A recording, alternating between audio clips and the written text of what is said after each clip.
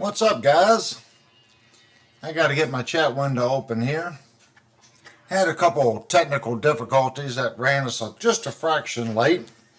I'm sure you heard a couple of the bloopers while the Saturday Night Live starting soon scene was up. But I do believe I have figured out my issue with this microphone. What's actually not the microphone. It is the AG08. I am just now really starting. I'm going to adjust my volume because one, I actually have the microphone facing the right direction for once. When I see a red light on something, that usually, in my little squirrel brain, that means it's off. It's red. Stop. Red means stop. It doesn't mean go or live. On the AG08, right underneath all the buttons here, it has a little light under each channel. Okay, when that channel is active, there's no light. It turns off the red light. When you mute the channel, the red light comes on. To me, that seems backwards. So a lot of the mistakes that I've been making in the last streams, I've been wondering what's going on. At a quick glimpse, when I see the red lights on the other channels, to me, it's telling me, it just seems, there's something about the red lights, I guess it's just messing with my little squirrel brain. But I think we made some changes, and each live stream I try a little something different. So hopefully on this live stream, the voice audio is going to be a little clearer. Granted, I know a lot of people didn't like the microphone there, and I've been trying to put it overhead, trying to put it just out of the screenshot, and it just always seemed like I was not there. It almost sounds like I'm in the back of the room talking into the microphone, and I just don't really want that effect. So hopefully it sounds more personable now. It's right in line with what I'm doing. But I guess tonight we want to talk about capacitors. And first thing I want to qualify, guys, my main thing is servicing guitars. So yes, I do understand capacitors. I know, what the values do and stuff like that. But I'm one of those people, I don't believe in, I'm going to take these off because I was only using them because my guitar tonight is all simulated. So the only way I can hear the guitar is through the headphones. So let me take these off. So I want to say that I'm one of those people that want to call out people for, I'm not going to say capacitors don't make a difference. Of course, the value makes a difference. But let's say I have a bag of capacitors here. Okay? If I take these capacitors out of the bag and I test every capacitor, there might be some at 5%, 10%, 15%. Let's look at, I don't remember what these are. I was running out of time, so I ran down to the shop and I grabbed some out of the shop. What you're looking for is the letter at the end of the capacitor. And it's so dark in here I can't even see it.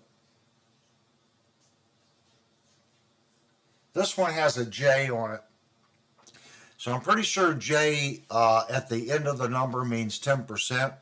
So J and all the way up to A, they're going to be your better capacitors. When you get from J going on the opposite side, they really start to drift 15%. I'm pretty sure that's how it works. Most of the stuff I try to stock is within 10%. And this is an orange drop capacitor. This is what I use on 99.9% of my guitars.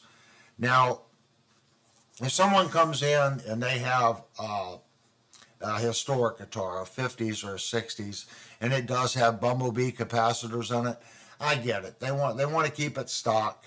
But is that bumblebee capacitor really any better than this? In a guitar, you're looking at 5 milliamps. I mean, it's a passive signal. It's not like when it's in an amplifier. When a capacitor's in an amplifier and the whole signal path is going through that capacitor, I believe it makes a difference. Now remember, we're using this basically as a filter cap on as far as our guitar is concerned, because we're using it for tone. So that means all the signal going through this capacitor, you don't hear. It's sending it to ground. That's what it's doing. So people go, oh, well, this capacitor sounds better. You are not hearing anything that goes through this capacitor. The only thing, the signal, it's a filter.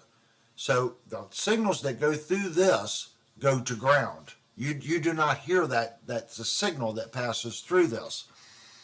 So if you take a 3 cent, the little round capacitors, they're fine.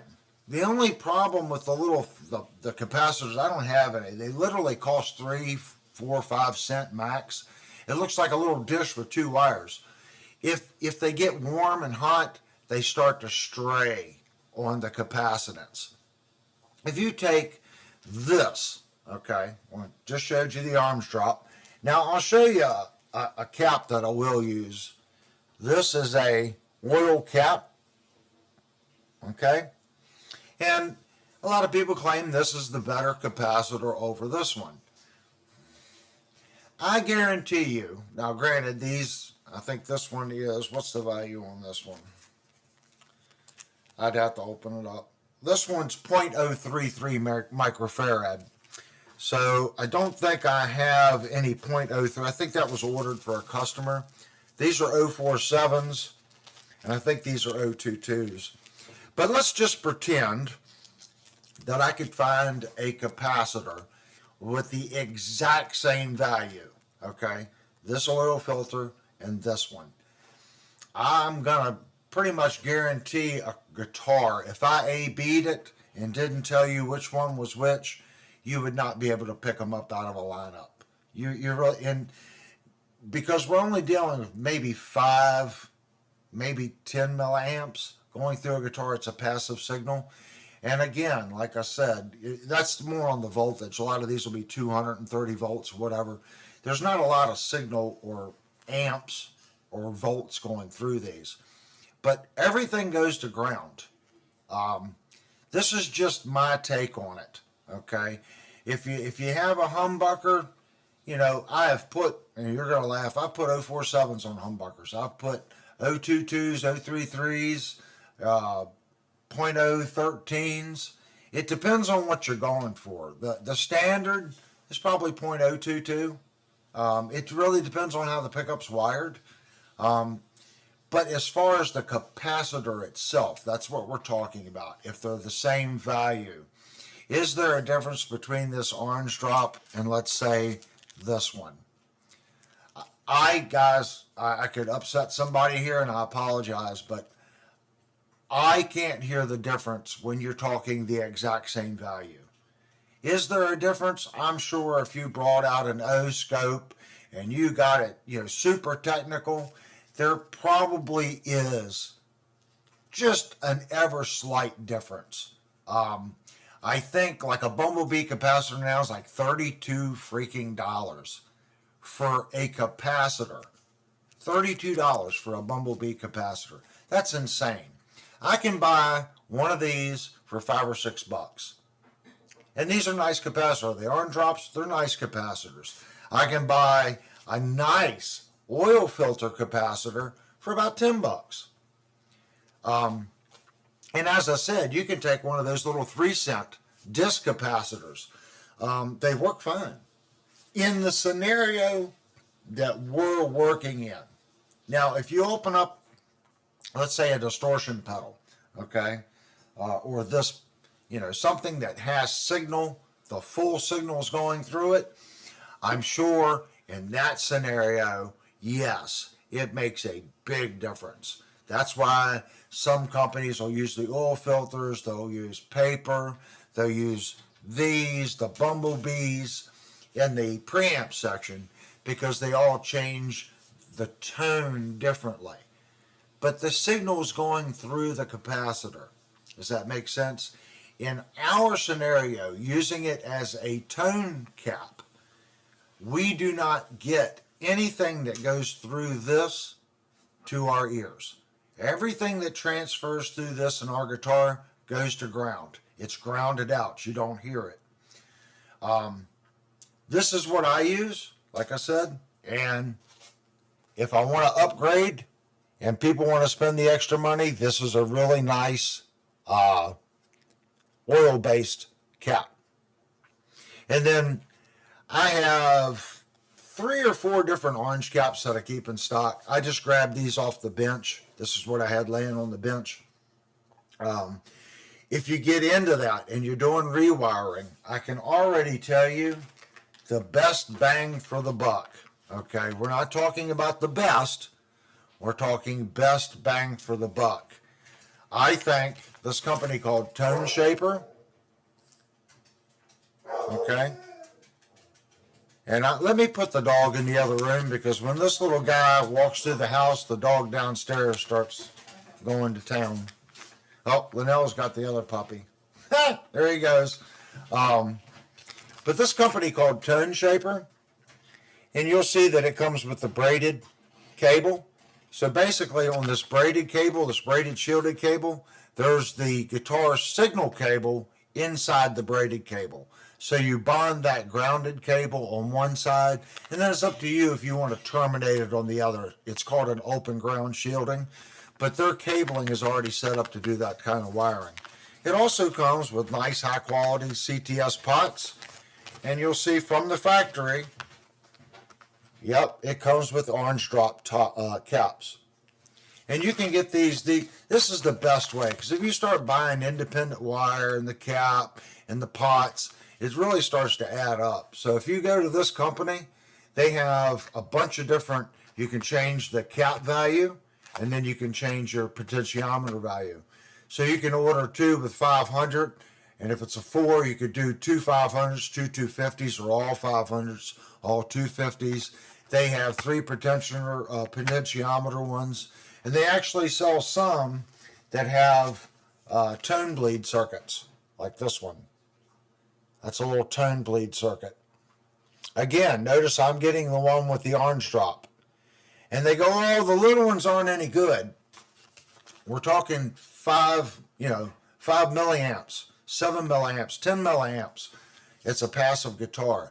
So the smaller capacitor, you don't need to use these great big ones. If you can find the one that's smaller at 120 volt, that's half the size, it's not going to make any difference as long as the value is the same.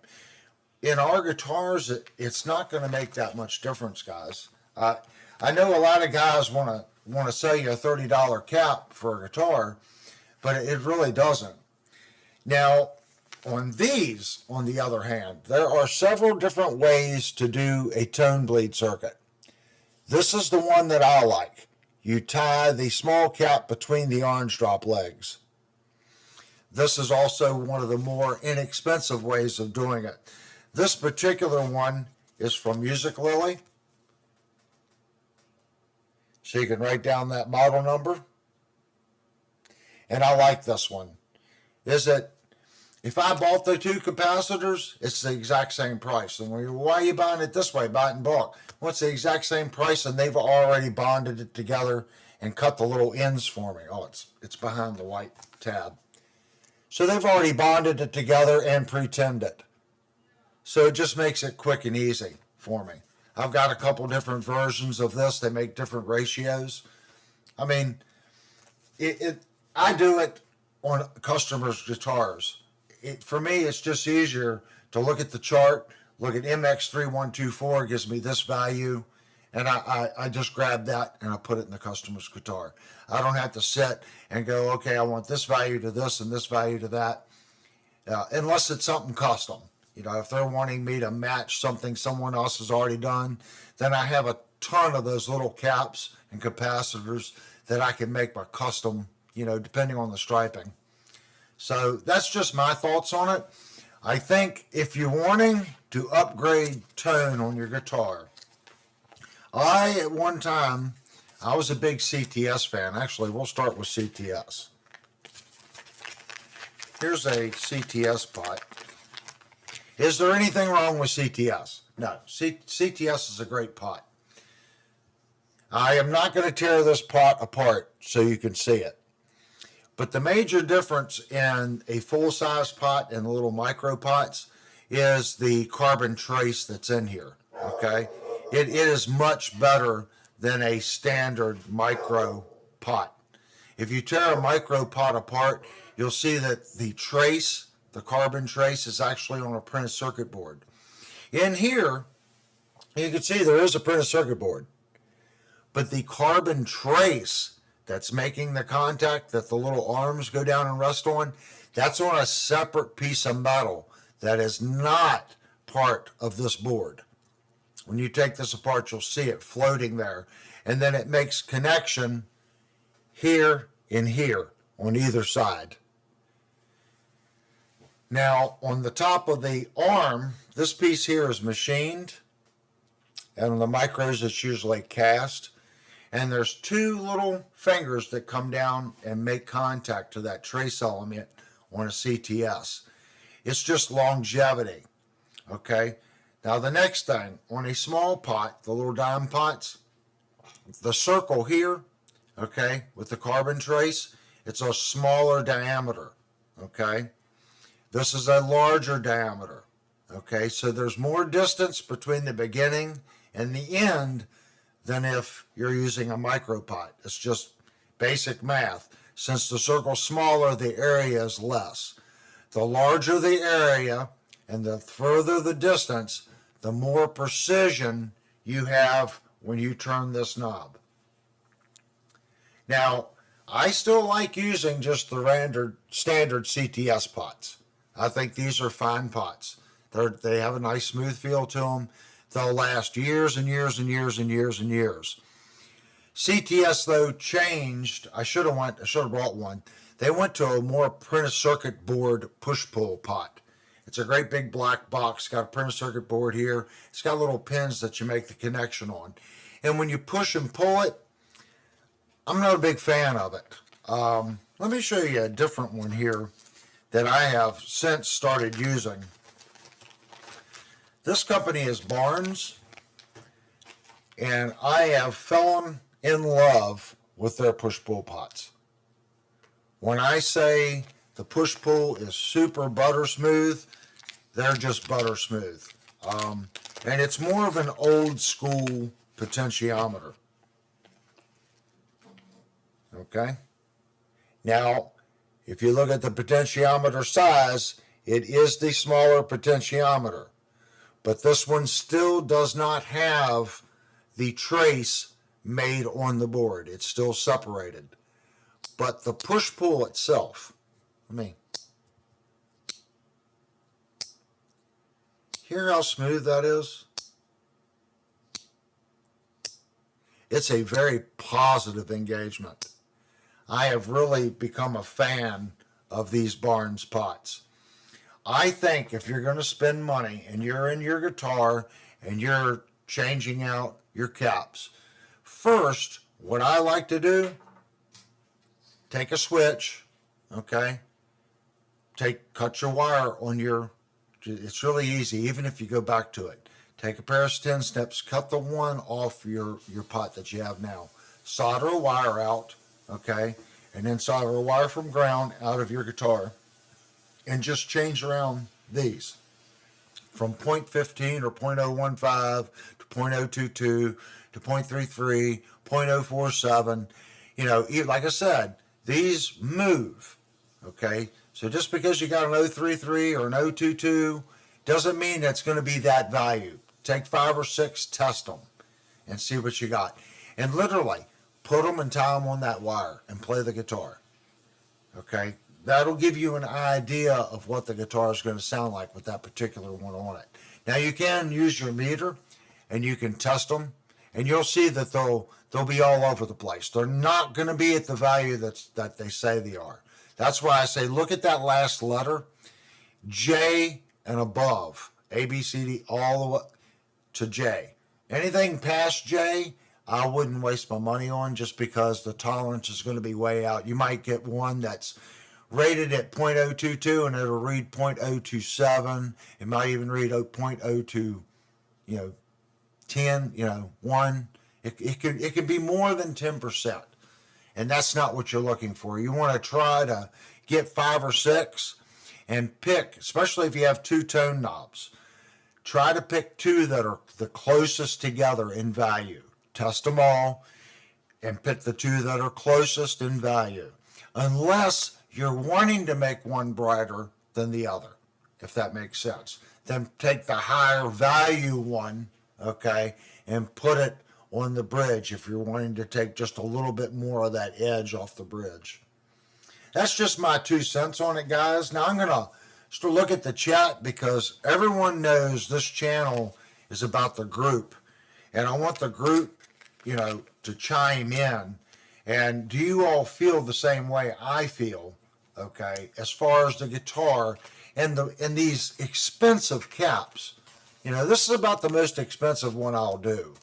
I just think there's other places that you can spend your money, like right here. This is a pure tone jack, okay? And if you don't know what a pure tone jack is this going to help your tone? Absolutely not. It's not going to help your tone. What it will do is when you plug in your guitar cord, it will make contact, and this will work. You're not going to stand there and go, because the guitar cable is moving around in the jack. So what we have here is you have 2 spots that it grabs the cable on the ground and the positive. Now, some people don't like them because the first 10 or 15 times you use them, they are stiff.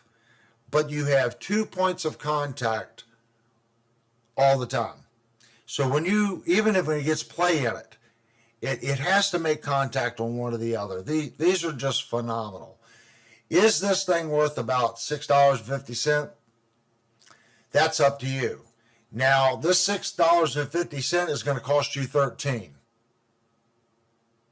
Yeah, I can do math. $6.50 is $13 because you can't just buy one. The only places I see sell them in pairs. So you will have to buy 2, so it's about $13. I do this to every guitar that comes to the shop for service. Sometimes I don't necessarily do it on the guitars that I fix that I'm doing for resale because these are expensive. I go through, do fret work and stuff like that, but unless there's something wrong with the electronics, I usually don't mess with it unless the person buying it wants it. But if a guitar comes here for service and it gets pickups or new potentiometers, it definitely gets a pure tone jack. This is something that you need to put on your list.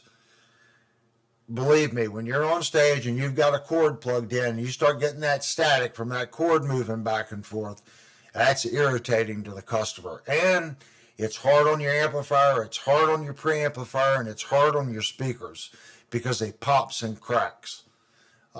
It'll blow a driver quick. So think about a pure tone jack. And I guess that's about it. I'm going to read the chat now, and I'm going to ask Linnell if anyone has got a question. Yeah, Jerry's got one. Linnell says Jerry's got a question. So I'm going to go back and, boy, we've already got a, well, actually, before we get too far in, I want to say to everyone in this chat, I'm going to say we got Renee, Curtin, Scale, Jerry, Pentagore, Honey Tap's in the group. Of course, my funny Honey's in the group. We got Mikey in the group. I'm scrolling down. Ron Sampson's in the group. Time Surfing Alien. Mark Cycle is in the group. And let me see, who else do we have? Nicholas is in the group. And if I'm missing anybody, I'm scrolling pretty quick. We got Jute 5000 is in the group. Am I missing anybody? I think that's everybody. And again, guys, I know we're not even close to the end of the stream, but without you guys, this would not be possible, period. You guys make the chat. I'm just here to I guess, facilitate the chat room. Well, that's actually Linnell's job. So actually, you guys don't need me. Linnell can take care of it all. But what do you guys think of that? That's how I see caps in a guitar, because as I said, the cap's job is to pull what you don't want out and send it to ground. So the only thing, the signal that's going through that cap, you're not hearing. That's what it's designed to do. I think Gary's question was the higher the number, the warmer the tone. It's where it cuts the frequency. So yeah, I guess you could take it that way. The higher the number, the larger the frequency opening is. It's not as narrow. I guess that's a good way of putting it. But that's just how I view them. I have had absolutely no trouble with the orange drops. And I think that these guys here, for people that are doing more restoration type things, I think the oil cap ones are good. And that doesn't mean that I don't buy Bumblebee capacitors for people. If you're doing a restoration of an old Gibson or an old Fender, you probably want to put a Bumblebee cap back in it. But be prepared to spend $27 to $37 for one capacitor. It's crazy. Ron said he just wants to know if Wifey got her ride. I don't think you told him how long I had my bike. Yeah, Wifey's got her ride. She's got a Rebel, if that's what you're talking about. She got the Rebel the end of last summer is when she got the Rebel. But no one has picked up the big thing sitting in the room yet. They did. Honeytap did. Oh, Honeytap did, huh? Mm-hmm. That is Linnell's new amplifier, guys. So, yeah, she finds the rack mount amp a little intimidating. So she wanted something really cool and small that to practice with. And there's the little guy she picked out. And it seems to be, I tested it out at the store, it seems to be a nice little amplifier. I'm quite impressed with it. Honeytap said he heard good reviews about it. Yeah, yeah, if she allows me, I might unbox it and hook the microphones. It's stereo. Yeah, go ahead. Playing around with it down at the store, it was pretty cool. The imaging coming out of that thing was crazy good. It's a desktop amp. I think it's 10 watts. I think that's what it is. The guitar picks I use. Now, I just switched guitar picks about 3 months ago. I am using the green Dunlops Torex. And I don't even really know what size these are. These are, it's so dark in here. Even though the cameras make it look light in here, I think these are 0.68s. They're quite thick compared to what I used to use. I used to use a thinner pick. I used the Reds for a long time, all the Tortex picks. Then I went to the orange. Oh, here we go. I got a little goody thing here. So let's, these are all the picks that I've been using in the last 3 years. So originally, I was a big fan of these red ones, if there's still a red one in here. No, there's no red ones in here. So I had switched to the orange, and the orange are 0.60. And the reason I did that, everyone said the thicker pick, it's easier to multi-pick. They don't deflect as much when you're going from string to string. But I had a problem going from the really softer pick to a really super firm pick like this one. This one's really firm. So I went to the orange, and now I'm on the green, and the green's even thicker. And I have noticed a difference in my ability to fast pick, okay? And I'm still working on that. I always struggled with that. And believe it or not, I think a lot of it was my pick was too thin. So I've got that one, and then I've been trying this one. This one's got like a funny little star cut in it called Star Picks. I actually like that pick. It doesn't seem to slip as much on my finger because the finger's kind of touching themselves inside of it. Called a Star Pick. And I think Shandor Music, free plug to them. I think Shandor Music gave me that one. And then I've got a white Dunlop here. This is a .73. And I'm a fan of this, the Tortex or whatever it is. So this is the one that I'm going to start leaning to next, going to this one. It's a little stiffer than the green one. And I'm really trying to get that, here, let me show you.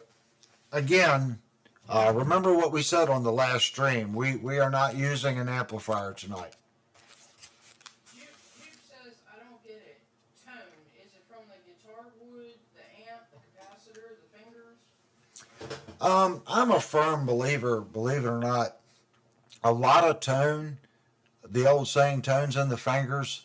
You can hand a guitar to someone and don't change any of the settings on the amplifier, and you're going to get a different sound out of that guitar. How you pick it, the place that you pick the string makes a big difference. Like watch. Now tonight I can actually talk and play at the same time. I said that too soon, didn't I? There we go. See, I can talk to you guys.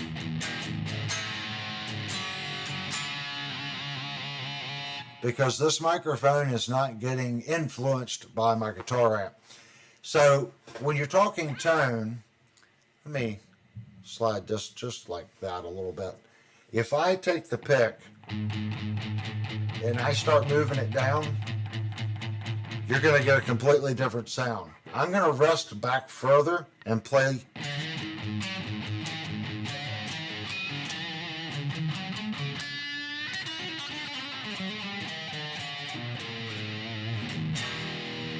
Now I'm going to move forward a little bit.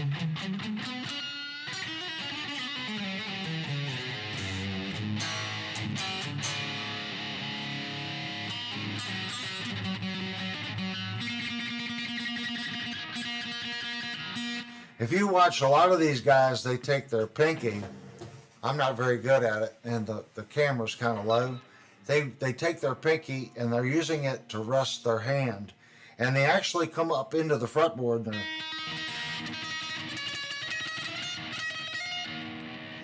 I got to rest my hand back here.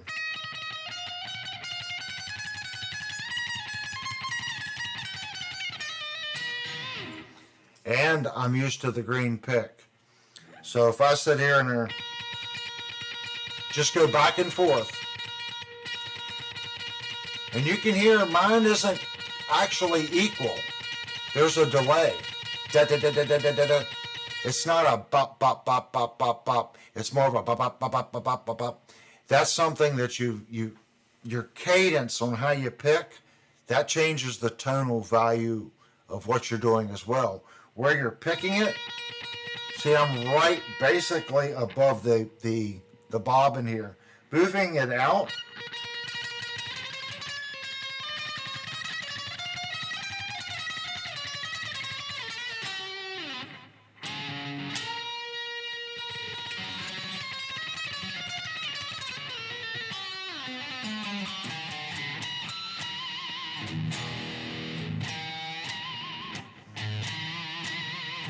that's by picking here.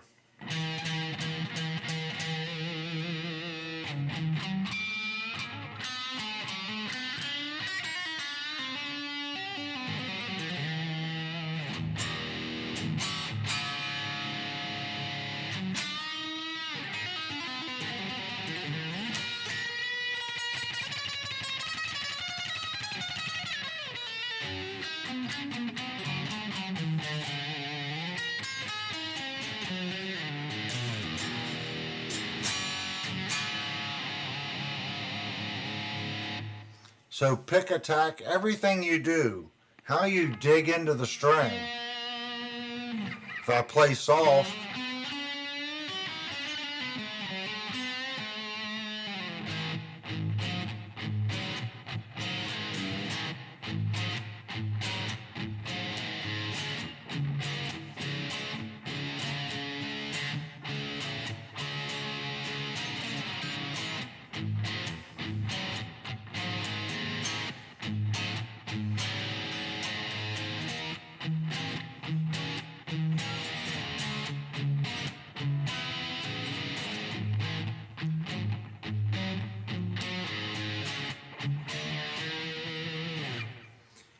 how you attack it.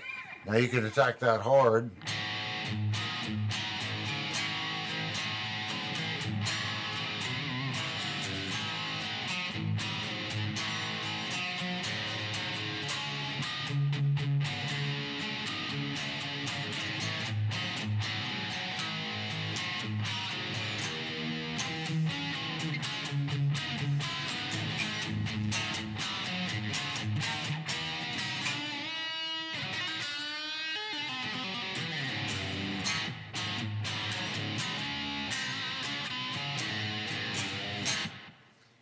Yeah, a lot of it is in the fingers. Um, you know, guys, I do a lot of 80s stuff. You know, people go, well, yeah, that's what you play. Well, that's what I'm good at. I'd love to be able to chicken pick more, but I can't. I just can't. I'm not. It's not my style, and that's about all I can get away with, or get a copyright strike.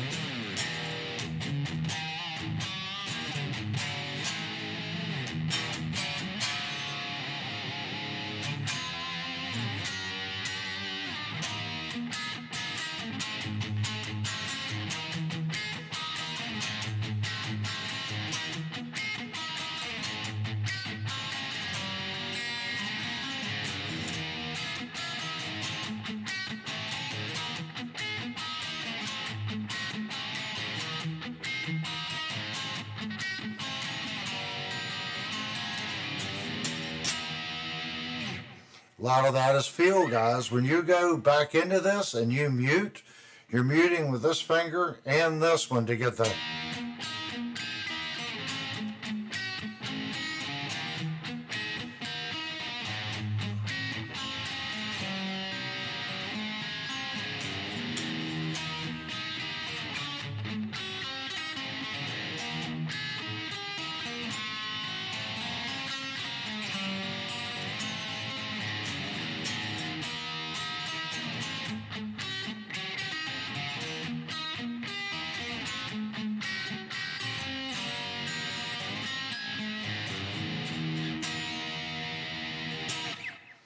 A lot of that is how you're pulling off on this hand.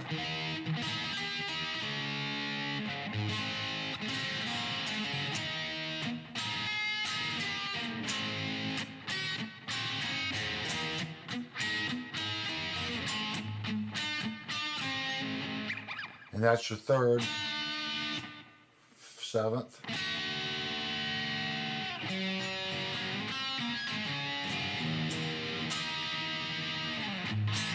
So just a simple pull off on the chord changes how it sounds. Is if I don't do that pull off and I just try to switch right to the chord, it changes the whole sound.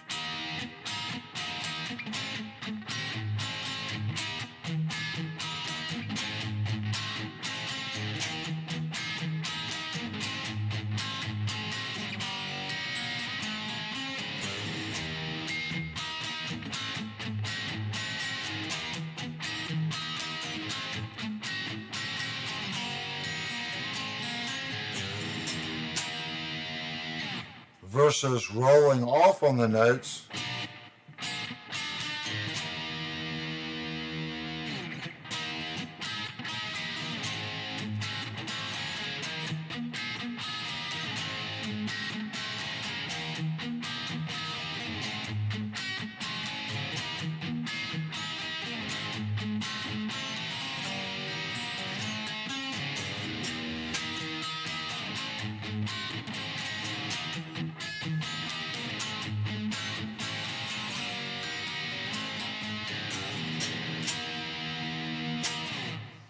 Exact same, pretty much exact same everything. I'm just changing my mute a little bit and I'm rolling off.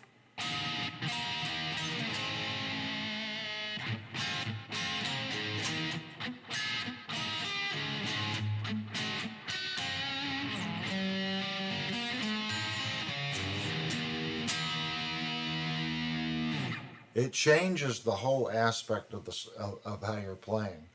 90% of it, guys, the notes, 90% of it is how you approach it. Just even the feel when I come back in.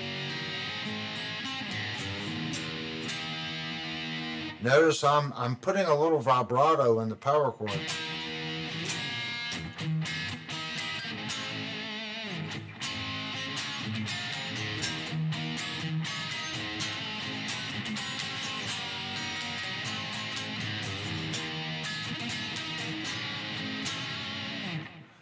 All these little things, adding that, just taking the chord and bending it.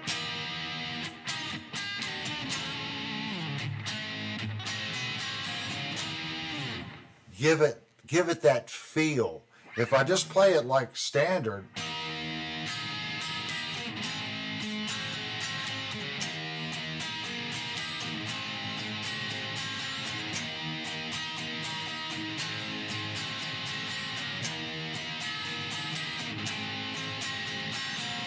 that's no mute, no vibrato, no nothing. And you notice it just loses its pop, it loses its feel, it loses it loses pretty much everything. It's just the notes at that point. So I think your fingers and your approach to the guitar have a big difference on how the guitar sounds. If I hand this guitar to Jupe in the chat, and Jupe plays something that he's really familiar with, okay, and he's used to this scale length, the guitar and the tone is going to sound completely different because Jupe is going to have a completely different attack. He's going to have a different strum. You know, if he plays lighter, okay, he might go over to the line 6 and go, hey, I need more gain, because he's not attacking the strings, okay, so he wants to get more attack on the preamp end. So with his lighter touch, he needs to get more gain on the preamp stage. So yes, that's going to change the sound of the amplifier due to his playing style to get the same distortion. Just like if I play soft versus attack.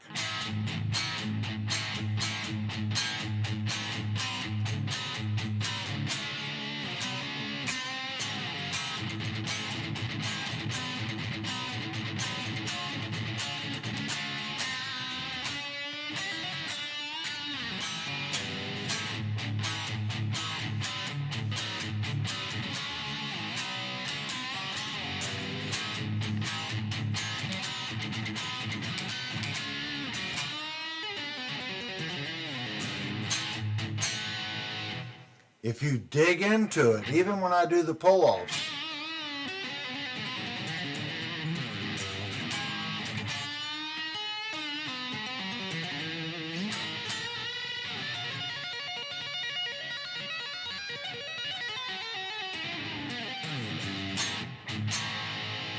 you can hear I'm trying to get a nice solid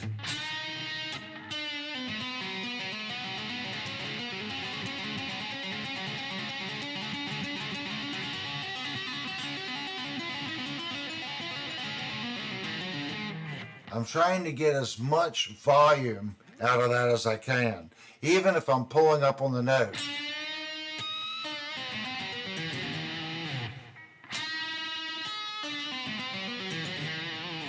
So I'll sit and just practice that.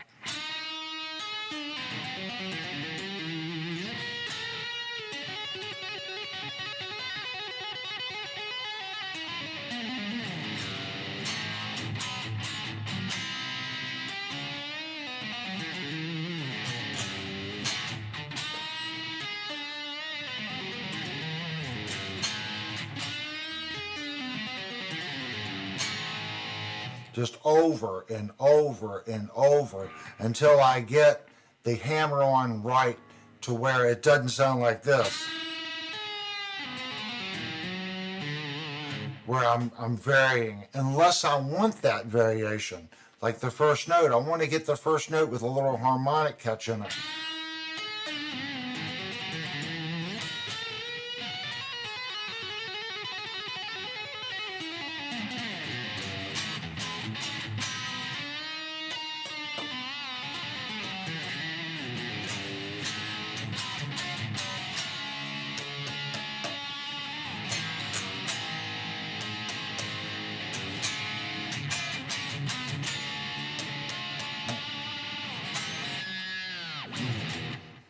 Just practice, practice, practice, practice your harmonics. That's the hardest one to get, guys, right there. Practice it. A lot of times, you guys have watched me play enough. I miss notes all over the time, but I'm not scared to try.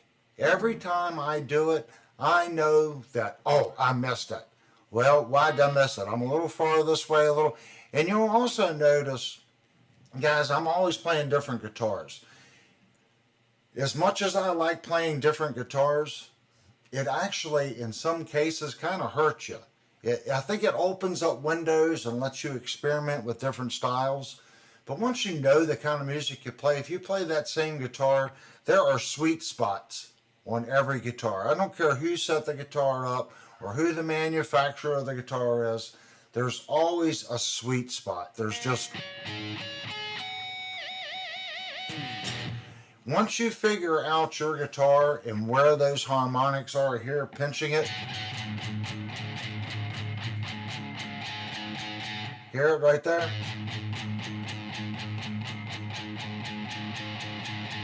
Right there's a sweet spot for this guitar.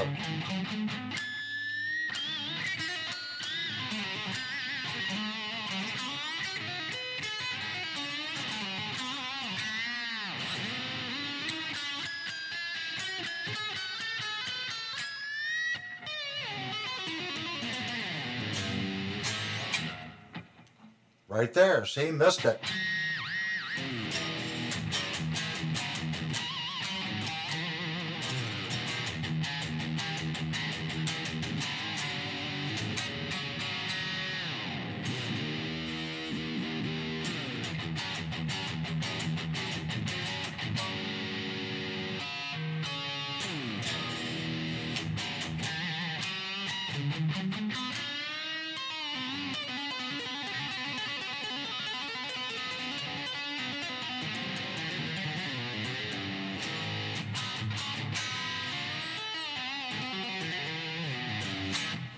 Now something else, guys, you see I don't use the cheater. There's no cheater on my guitar. A lot of guys that play fast and they're putting this little cheater up here, the little muting device, to clean up their playing. That's what they're doing. Okay, do I think there's anything wrong with that? No, I don't think there's anything wrong with it. But you can learn and practice. You can get that down. You can get it down to where, I'm not saying my playing's perfect by any means, it's sloppy, but it would sound so much tidier if I put one of the choker things on my guitar. I'm really trying not to do that because I want to learn how to get my wrist to mute the strings and still be able to play and have the notes ring out where I want them to.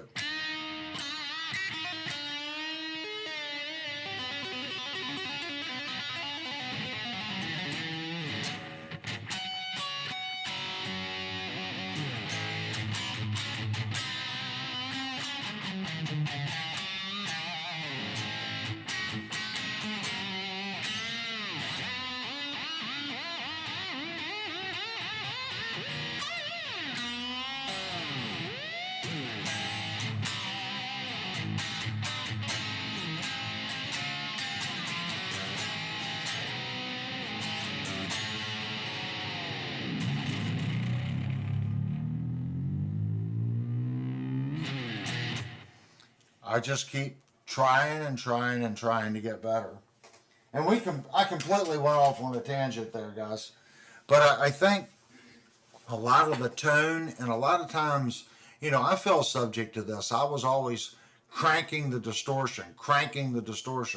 Believe it or not, guys, the distortion on the line 6 right here, I'm not even using a boost in front of the distortion thing.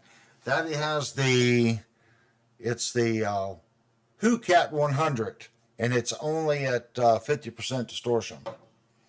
So I'm actually trying to get less distortion and try to get it more in my pick attack and try to get a little bit there. I've been playing around with a bunch of stuff. It seems like when I start really cranking the distortion, everything starts to get muddy and it starts to lose a bottom end. It starts to lose a little feel. So I've been trying to tone back the distortion a little bit and allow my playing to show through a little bit more. Distortion will sometimes hide some mistakes. So I think I've been using it as a crutch. Well, I think a lot of people use it for a crutch. And they just crank all this distortion, all this reverb, and all this delay that they possibly can on it. I've heard some channels on YouTube. It's like a lot of people say I use a lot of delay and reverb.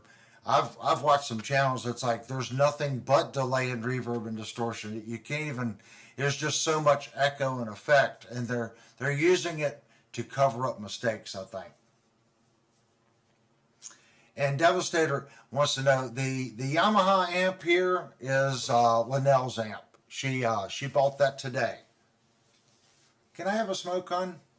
Yeah, Jude said he wants one of those T-shirts, and then Jerry said we all do. Well, guys, I did one run, and I will have to look at what shirts we have left. I don't think we have any extra large. I think we have some large left. Large and I think medium. I think a large, medium, and small. And this is an extra large that I have on. I didn't know how the company, every shirt manufacturer is a little different on how they run the sizes. And I wasn't sure. So, I mean, we can put together another order. But I'd have to look back at my last order. We didn't reorder simply because I didn't think anybody wanted to spend $25 for a T-shirt. And it's pretty much it's over $20 a piece, right? Yeah. It's over $20 a piece just to have them made. You might be able to find somewhere a little. We were going to look and try to find a better place to have them made that would be a little less expensive. Of course, this also had all the graphic on the back. So it's a 3-color graphic on the back and also a 3-color graphic. No, just 2-color on the front. It doesn't have the music logo on the front. So they were quite pricey. Oh, almost messed up. Why don't you open up that amp and try it before somebody has an aneurysm? Oh, no, Linnell said I need to open up this amp and try it before someone has an aneurysm. See, I got you all locked in now. You're like a captive audience over this amplifier. Well, see, they were telling me I need to do it, but that's not happening. Well, she can do it. It's her amplifier. No. Jude said he paid $25 for a T-shirt. Yeah, I mean, I don't remember how many shirts we got. The order was over $500. I want to say it was $650, and we pretty much did the minimum order that we could possibly do. We have no issues reordering shirts if everyone wants them. I would want everyone to put sizes like. Well, Jude already said he's a large. Yeah, you're a large. Well, Jupe, you might be lucky when you send your guitar to me. I think I actually do have large here, and I can shove one in the box for you when I service your guitar. I did that. I think Devastator got a shirt. And who was it? DG? I don't know if it's DG or CG. It's either DG or CG. I can't remember which one sent the Les Paul for review. I put a T-shirt in that one, and it was a large. And the reason I had to do that, I didn't have any 2X or 3X or anything. I didn't ask him, but I just stuck a large in it because that's all we had. So when you send it, I'll definitely put a T-shirt in there for you for that. Renee wants to know if they can hear the Tiger and Firefly. The Tiger Firefly. Yeah, we can play that one. Well, stick it in my amp. Stick it in your amp. I'm probably going to have to tune the Tiger Fire amp. Do we have a knife one? Because they didn't have a new one, so this one is the floor model, which I don't have an issue with that.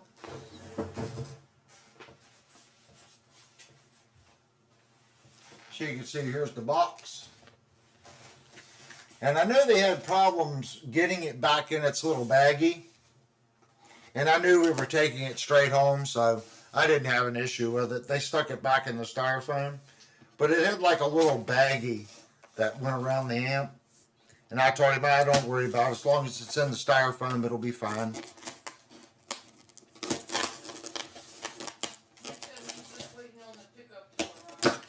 Cool.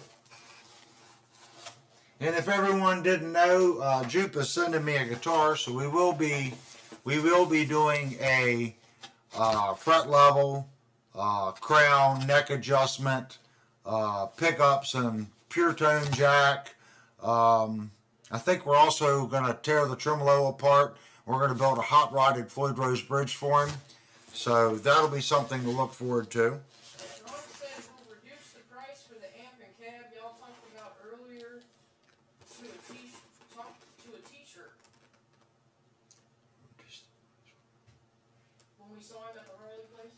Oh, yeah.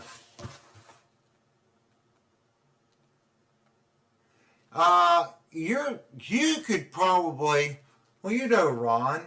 You think a large would fit Ron? Well, I'm sure he can tell you what size. I'm sure a large. I think you could do. I think a large would fit you, Ron. I'm not sure. I mean, you're a little smaller build. I mean, you're stocky, but you're not as tall as me. So the problem with the large I had, it wasn't the shoulder width, it was the length. So I'm tall and lanky. You're kind of broad and shorter. So I think a large would fit you because really the main difference was the length of the shirt in the large. Yeah, I can get you one. I got to make sure Jupe gets one first because I've already said Jupe got one. I think I got a couple larges in there. All right, you guys can see that they put the. Ron said it depends on what he ate that day. Oh well, I get like that too, man. Don't feel bad. Here's the styrofoam little guy. They put it back in, and here's the amplifier, and it's got in the bottom of the box, the instructions are taped. So here are the instructions. That's what I call them, instructions. I need those for the Bluetooth. Yeah, it's probably all Bluetooth stuff. So on the top of the amp, right here we have audio, and they told me, I'm going to set this over here even though it gets a little wacky. The audio knob, I was told when you Bluetooth something to it, let's say you want to play a backing track and you have your phone Bluetooth to it, this is the separate volume output for whatever Bluetooth device you've plugged into the amp. This would be the output of the guitar. This knob here is echo and reverb. Now, if you look at how the knob's made, you can see there's a little sweep. See how the sweep goes from nothing to large? So if I set the little white thing, I'm going to set both of them right to the beginning of where it's narrow.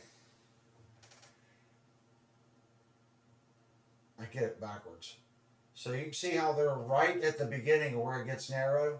If I turn the knob, wrong hand. If I turn the knob like this, you're going to get more of that effect. That's maximum, and that would be the minimum of that effect. If I go past and I go to here, that would be the minimum of that effect to maximum. So it's pretty cool. So you can use up two different effects. This is echo and reverb, and then here we have phaser, flanger, and chorus and tremolo. So chorus, flanger, phaser, tremolo, and then echo and reverb, spinning, and hall would be your effects. And then this one, the smaller one didn't have, it has bass, middle, and treble. They make a smaller version that only has a tone knob. I like this one that had the Bluetooth with the separate output, so she can play a backing track as she practices.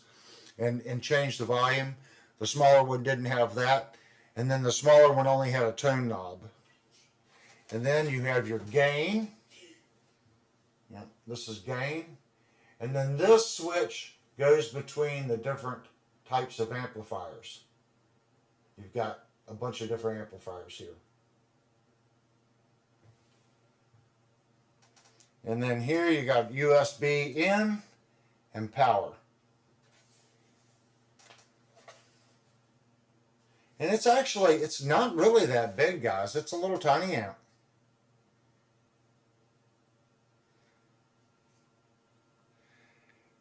So I guess the big thing for me to do is this thing is stereo.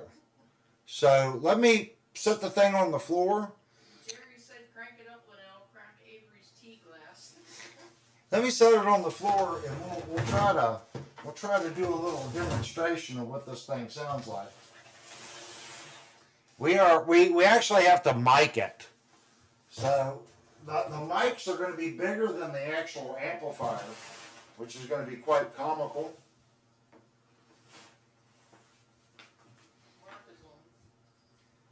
Let me see what we can do here. And remember, guys, the way the microphones are set up makes a big difference on the amplifier. So I don't know if this will be okay or not okay. Not really sure. I have never. Well, you just saw. I'm just unboxing. So now I got to undo all the cables. Uh-oh, I hear her laughing. So someone made a. Honeytap said just run it line out to your mixer. Line out to the mixer. Let me see if I can do that.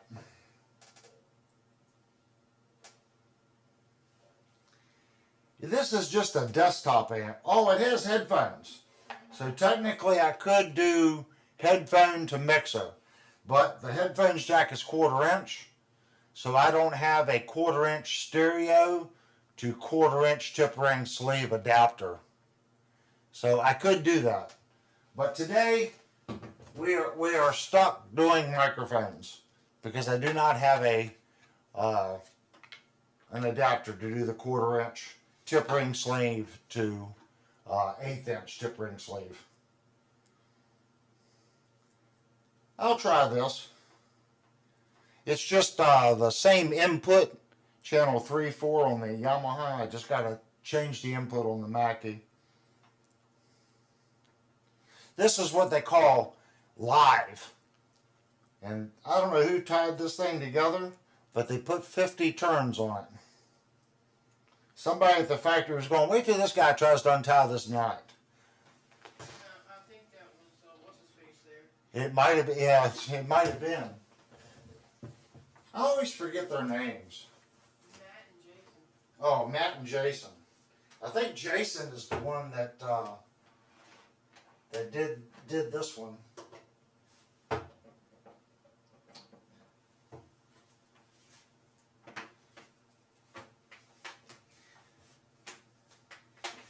Okay, we got power. Where's power? Remember, you gotta press and hold. Now we got to press and hold. Okay. Now I got to find a cable.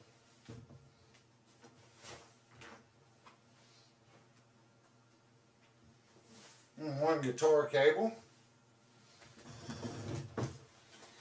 And I know, guys, I'm so organized, right?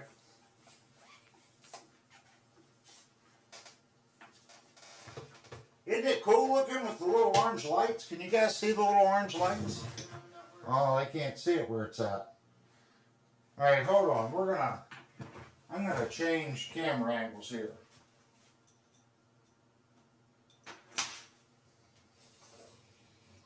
We're gonna cheat. We're gonna set up a different camera so you guys can see the cute little guy. All right, let me change cameras. You guys can see my microphone apparatus is hiding the amplifier. So there's the amplifier.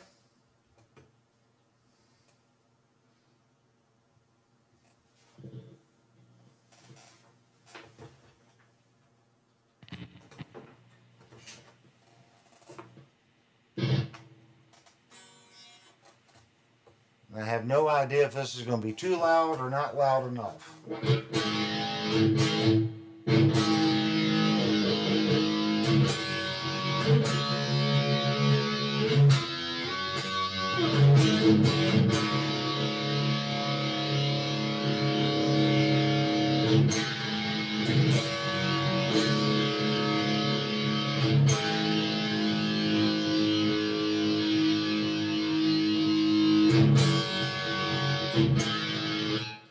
So that right there, I'm going to scoot the amp back a little bit so we can get a better view with the other camera. I think the other camera's better. So there's our amp. I'm going to scoot it over a little bit more. And this is as low as my little microphone stand will go.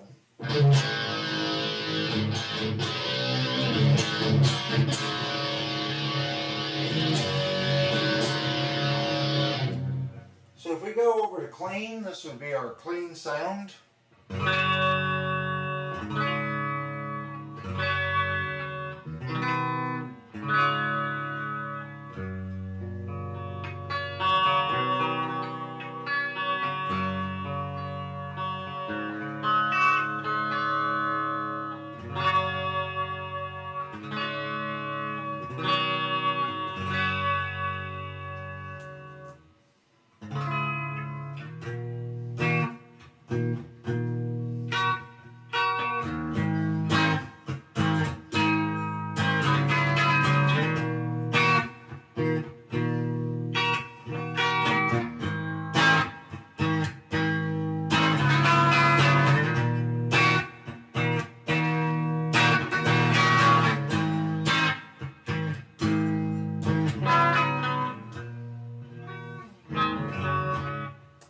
So let's go up to crunch.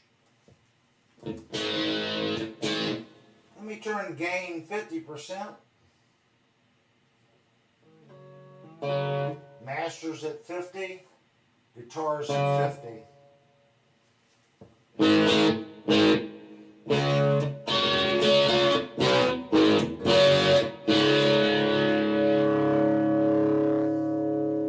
I guess I should put my headphones on to see if this is actually picking up what the amp actually sounds like, because remember the SM57s can really change the sound. So now with the headphones I can hear what you guys are hearing.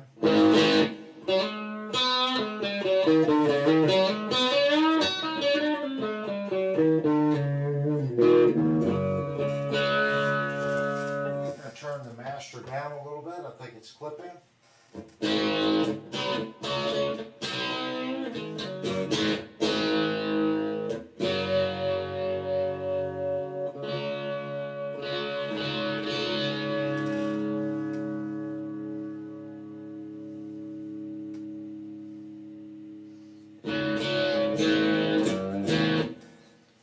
need to get it to where the speakers are pointing towards the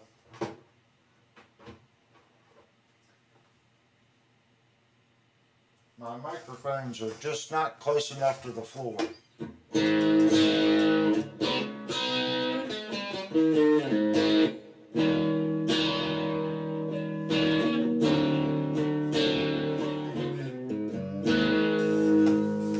So if we change our effects, that's called spinning.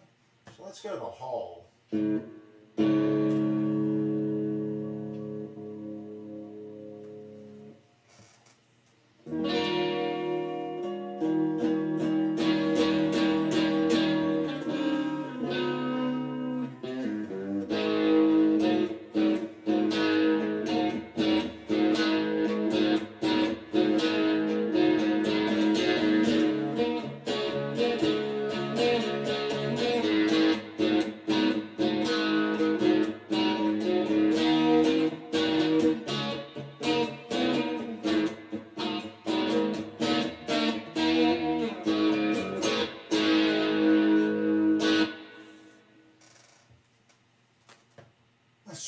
to the lead channel.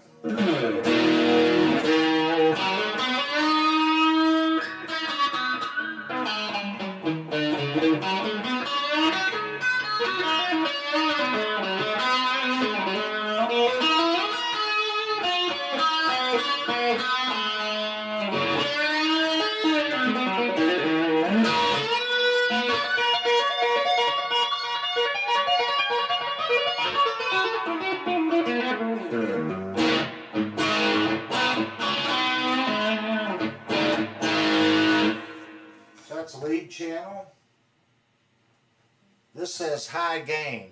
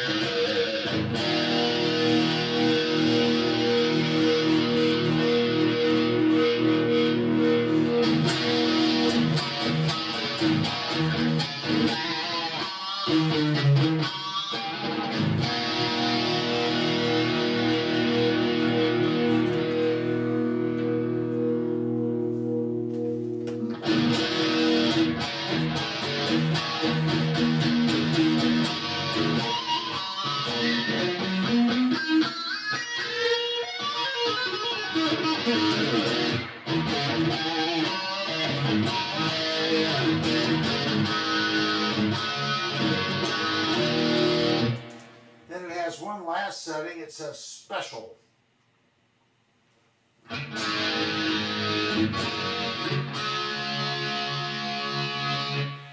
Now if I switch it over here, it says for bass, if you want to plug your bass guitar in it, or flat. So if you set it to flat, it completely takes the EQ out of the chain.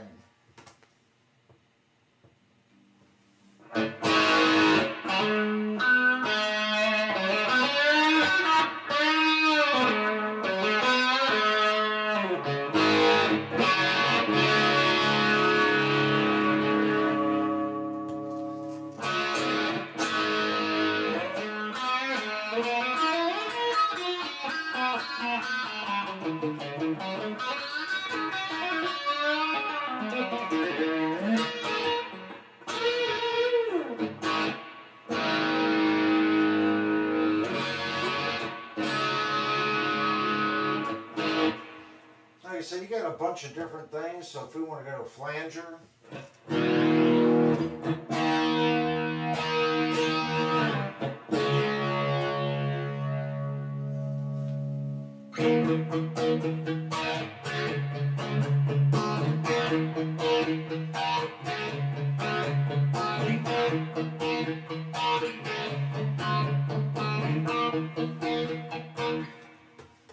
then this would be phaser.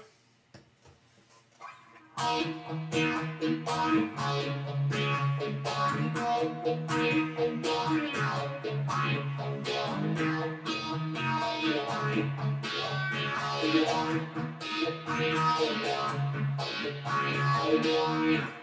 course, you don't need that much, so you can turn it way back and just put a little phaser in it.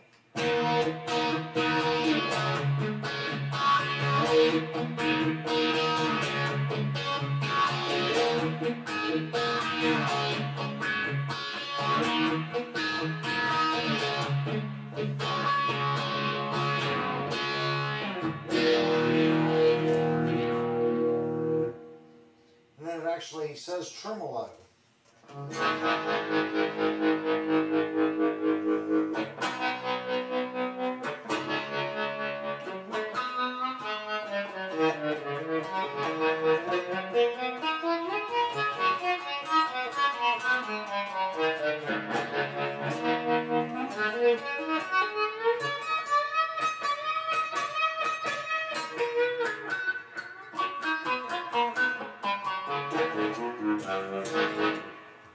That's pretty cool. And then, of course, course, we have chorus.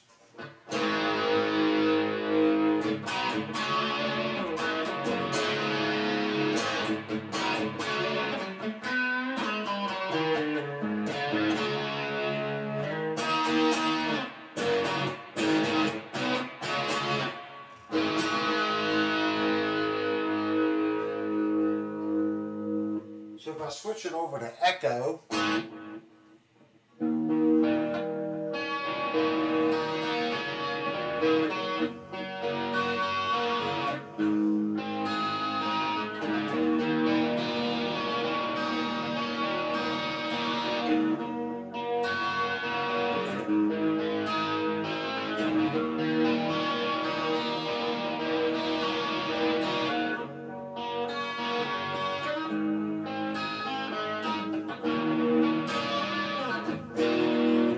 let me take a little of the gain out.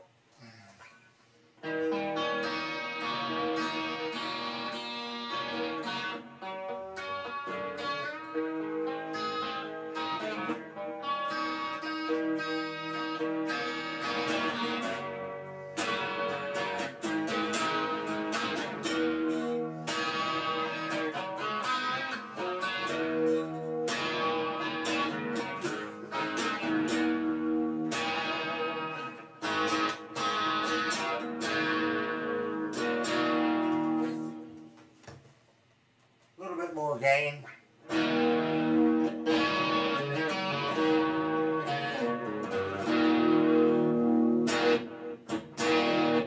I think it's got a pretty good sound, guys. Now remember, I just have it sitting here on the floor with a microphone. It's stereo. I've got one mic here and one mic over there, but the speakers are right on the floor. Okay? So I don't have the right angle for the microphone to actually pick up the amp properly. It actually needs to tilt back a little bit, or I need to get the microphones closer to the floor. So it would be like miking your guitar amp at an angle, which would not really make too much sense. Actually, let me try one thing real quick before we give up the ghost on this. I'm going to try to set it up on the box.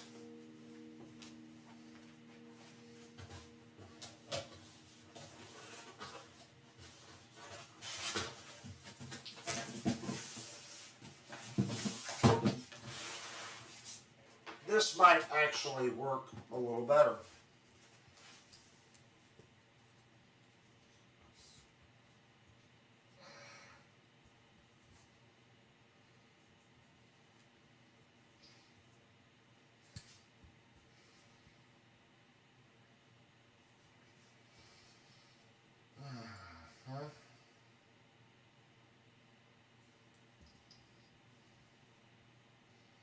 They're still kind of not where they need to be. This was set up for my larger cabinet.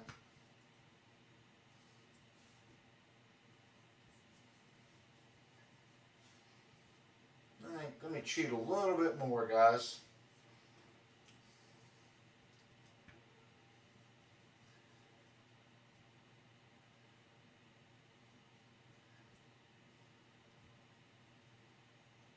That's about as close as I can get it to where it should be mic'd. And of course, I haven't even looked in there to see where the main cone of the speaker is. So let's see what it sounds like now that we actually have the mics up next to the speaker.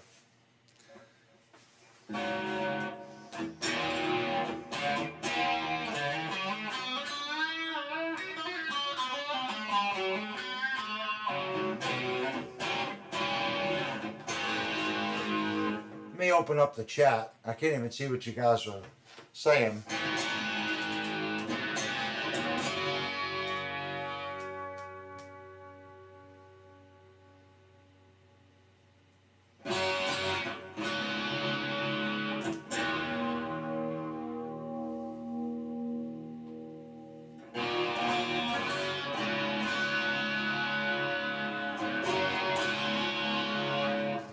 Let's try go back to the clean.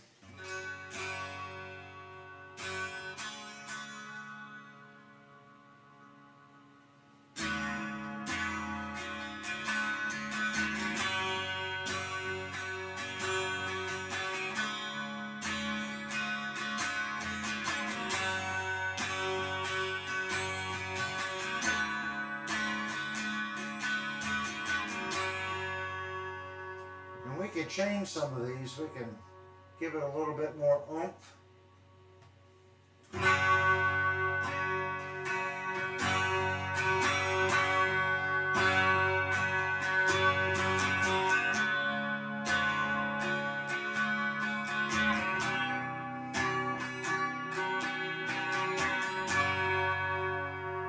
And that's using echo and chorus. So if we switch it over to like a reverb, a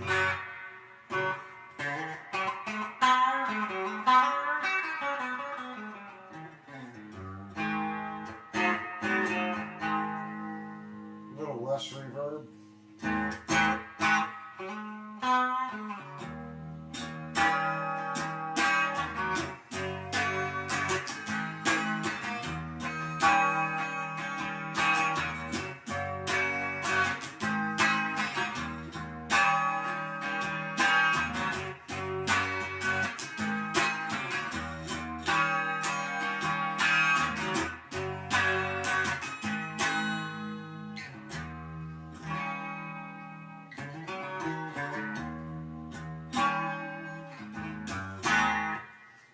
Okay, let's go over to crunch. We're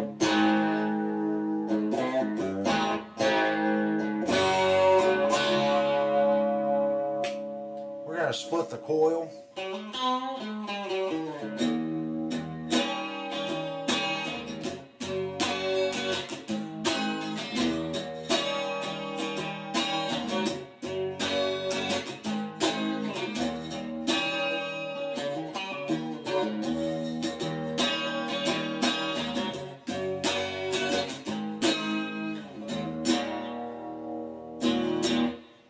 I actually think it's got a really good sound. Woo, that's loud.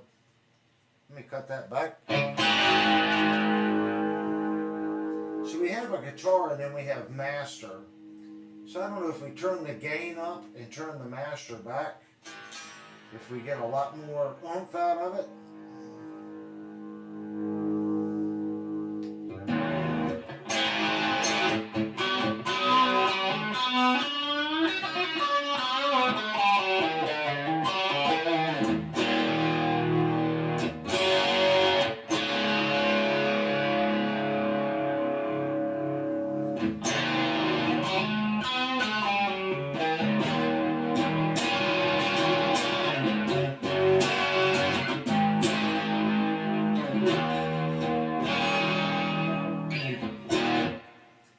Okay, let's go to high gain.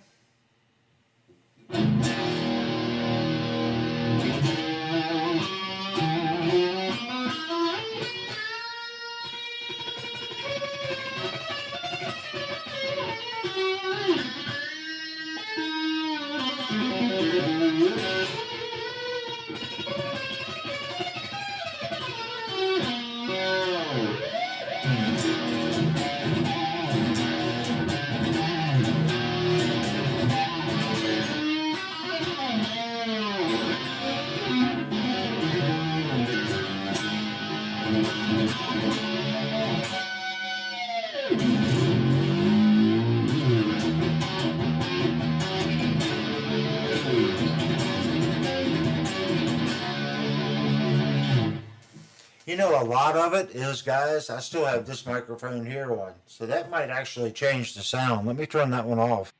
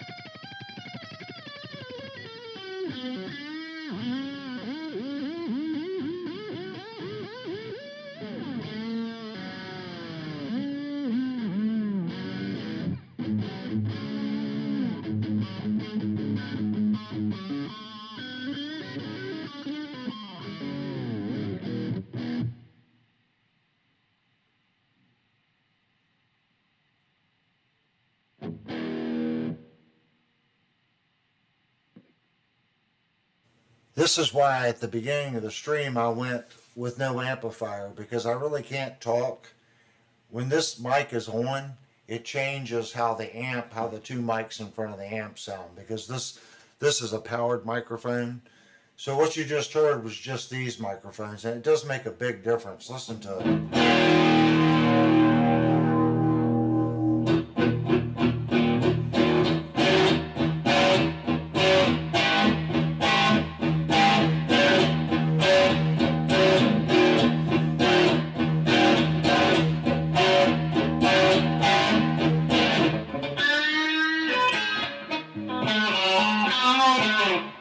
So the microphone placement, the microphone, believe guys, it makes a big difference. And these two mics here actually aren't. They need to be closer together to get actually in between the cone and the edge of the driver. They're actually out past the edge of the driver where they're at. So it's still not an ideal mic setup. They said the mic sounds muddy. Yeah, this mic makes it very muddy. It really does. Let's try it without this one on, and you guys can see what it sounds like just with the two SM57s.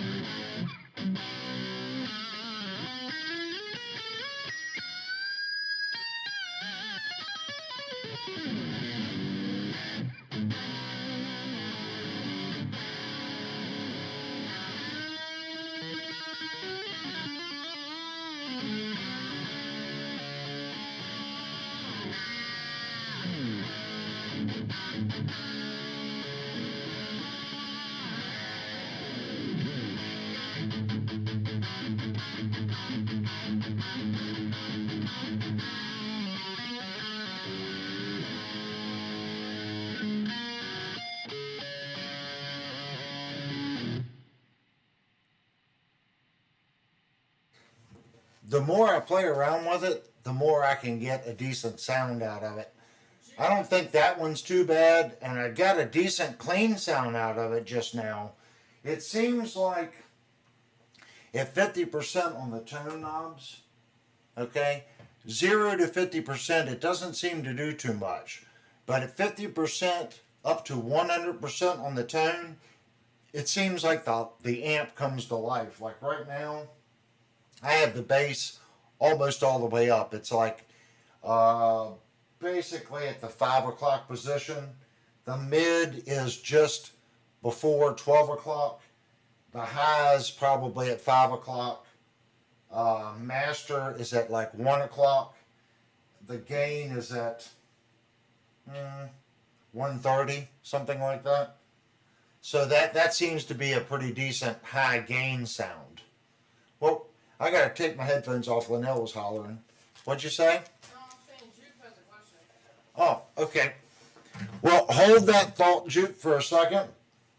I don't know. We've been on for X amount of time. I need to take a restroom break. So if anyone does not know yet, I have spent a little bit of time making fancy dancy little intermission things. So we want to change it up. If you've been here before, you've already seen I only have two. So I think this is going to be a long stream tonight. So we'll do our first intermission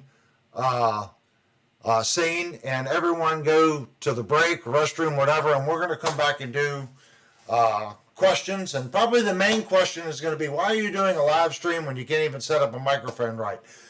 This is what it's like, guys. It's a brand new amp. I have no idea. So changing the mic placement, that helped. Changing the EQ settings, that helps. So this is real world. If you buy this amp, this is what you're going to do when you bring it home. So you'll get a really good idea of what the amp's doing. So let's take a 5-minute break, and when we come back, we'll answer a bunch of questions.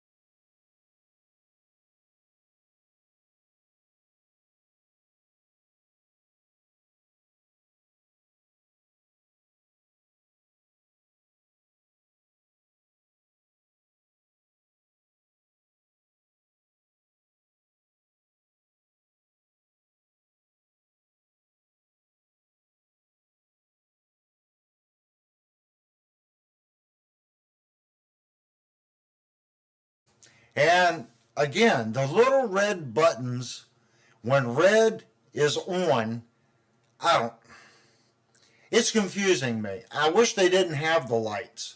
Or it needs to go green if the mic is on and red when the mic's off. I think that would really help me. And I turned the laptop on in the kitchen. Now I can hear my 10-second delay in there, and it's actually quite funny. Um, but it messes with me. But if you watch other YouTube channels, you might click on it. This is what I was saying. I didn't realize the mic was muted. Um, you hear the amplifier and you're like, wow, that amp really sounds phenomenal. But what you also have to keep in mind, they've had time to set up the microphones. They have found the best position for that microphone. They've played with the EQ. They already have a good understanding of what the gain's going to do. Every amp, I don't care if it's a Sedano, a Friedman, a Marshall, a Bassman, a Twin Reverb. If you want that amp to sound bad, you can make the amp sound bad. You can EQ it and make anything sound bad. So I think the first time I was playing through it, I had this mic on.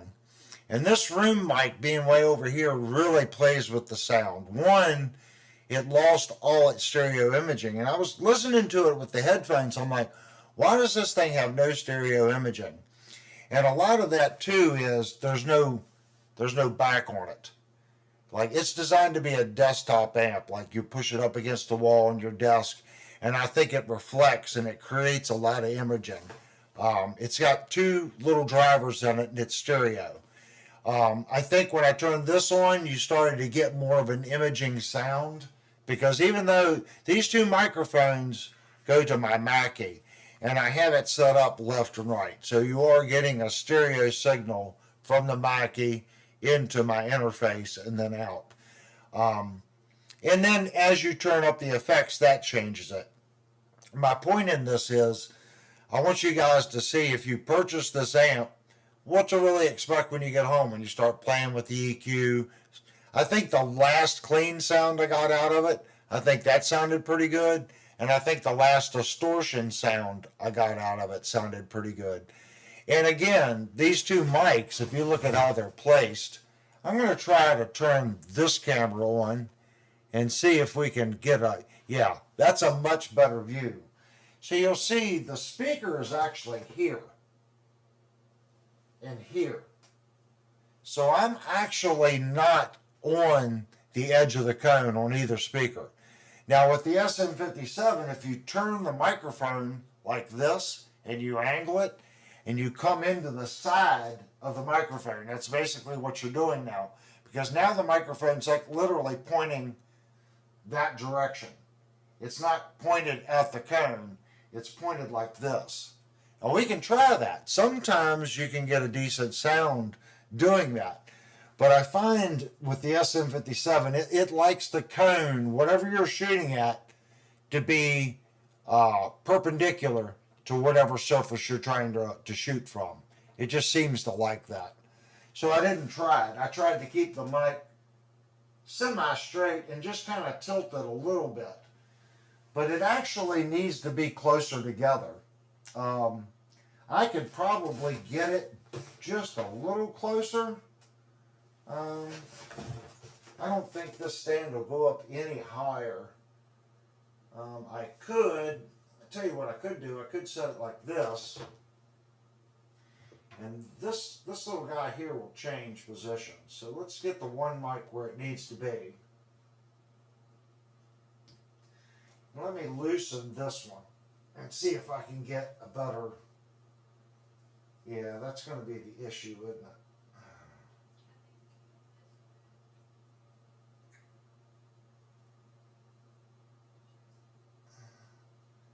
Let me go there, and now I'll rake this a little bit.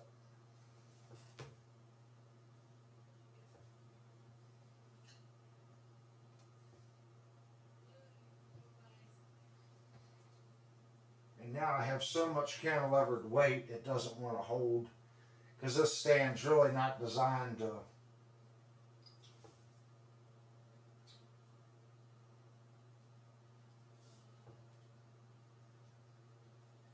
That's a little better. I got them closer like this, closer together to the speaker. So this mic stand here, the stereo, it's actually a kick drum stand, and I'm using a mic clip here. So it's actually really not ideal for what I'm trying to do, but I think that would help the sound quality trying to capture it. It does have a USB port out, and I know I have a USB port in going to the AG08, so you can probably go USB out directly to the AG08. I'm not sure. I would have to read the instructions to find out. You want Jeep's question? Yeah, let's get to Jupe's question. So what question did Jupe have? It says, what's your thoughts on solid body guitars being chamfered? Not as far as weight reduction, but sound-wise. Chamfered? Uh-huh. Well, technically it depends on what you call chamfering. Technically, this arm carve right here is a chamfer, and technically this belly carve is a chamfer. This guitar here does not have any chamfering in the cutaways here, but these are technically chamfers. Everything you do, if you know, YouTube and a lot of people, even if you go to a guitar store, that's the old question, tone wood. Does wood make a difference? And believe it or not, I'm in the camp to say yes, it does make a difference. I think the age of the wood makes a big difference, and I think how the guitar wood has aged. Okay, and I'm gonna qualify that. Just because it's old doesn't make it good. I had an old studio guy talk about acoustics, and he always set his acoustic guitar right in front of his home speakers. Okay, because the sound waves coming out of the drivers in his living room would hit the back of the acoustic, okay, and the wood would resonate and move. And years and playing, when you play the guitar, that tone of the wood, it starts to break down the wood fibers, okay, and it opens up the wood, and it gives it a nice low end mid tone, okay. I think guitars like this, even though you don't hear it as much, there's still a vibration there. So after years of playing it, like my old Peavey, there's just something about it. It's something about the sound it makes. It's something about the broken in frets that just a new guitar can't reproduce. Maybe, we were talking about capacitors earlier. The old Bumblebee caps, the values start going off on those as they get old. That's why people talk, well, I need to recap my amplifier. It's 30 years old. Now, granted, you're getting whole signal path through those caps, so that shows it more than a guitar. But when the capacitance starts drifting way off, over the years that changes the guitar. Maybe it changes it for the better. Maybe it changes it for the worst. But I think wood does make a big difference as far as the wood. I think he meant chambered. Yeah, chambered guitars. Now here I'm going to go out on the limb. I'm going to tell you right now, I have never done this. But if you take a sound scope, okay, you take two drivers and you fire these drivers to create sound frequencies like a decibel meter, beep, and you set it at a certain frequency and you drive this to glass, okay? Now I want you to pour salt out on top of that piece of glass. Hit it with a certain frequency, and you're going to see the salt separate in the vibration of that piece of glass or surface, and it's going to make a shape, okay? It may look like a piece of cheese with these holes and these lines. You change the frequency, and you'll see the salt change. And when the frequency locks and stops moving, the salt or that debris that you put on the top of the solid surface will form a structure. It may look like a snowflake. Snowflakes have 50,000 different, but you're going to see a structure, a pattern in the structure. This is scientifically proven. You can You can actually YouTube it. There's been all kinds of scientific experiments with sound and showing there's a term for it. I can't think of the term, but this artificial structure that's created by salt and debris that's being vibrated by a tonal frequency, they call that structure something. I think if you found that resonant frequency of what you like in a guitar, take that frequency and do that experiment. And whatever shape shows up on that piece of glass or substrate that you're using, copy that pattern. And I think if you did that in a guitar, you went in here and you routed the guitar and you mapped out that pattern that you see in that frequency from that experiment, I think the guitar would be more resonant at that frequency. That's a complete out of my butt comment, but I have thought about it for years. And I would love to map out a couple different frequencies, enough to where you know there would be a difference. Route out some bodies, Of course, you're going to have to modify it because you're going to need a solid wall, at certain spots for your pickup mount, your tremolo route. So it's not going to be a true representation of it unless you did something small, maybe right here. But I think you could get close to see if it actually does resonate more to those frequencies than it would with just a standard route in pockets to lighten the weight. And I think chambered guitars do change the sound of the guitar. I really do. If it didn't, no one would say a hollow body sounds any different than a solid body. Everyone knows a hollow body sounds different. Now, granted, that's a complete hollow body, but you've created these little mini chambers in here. So it's going to change the way the wood vibrates. That's why I say I would love to do that experiment.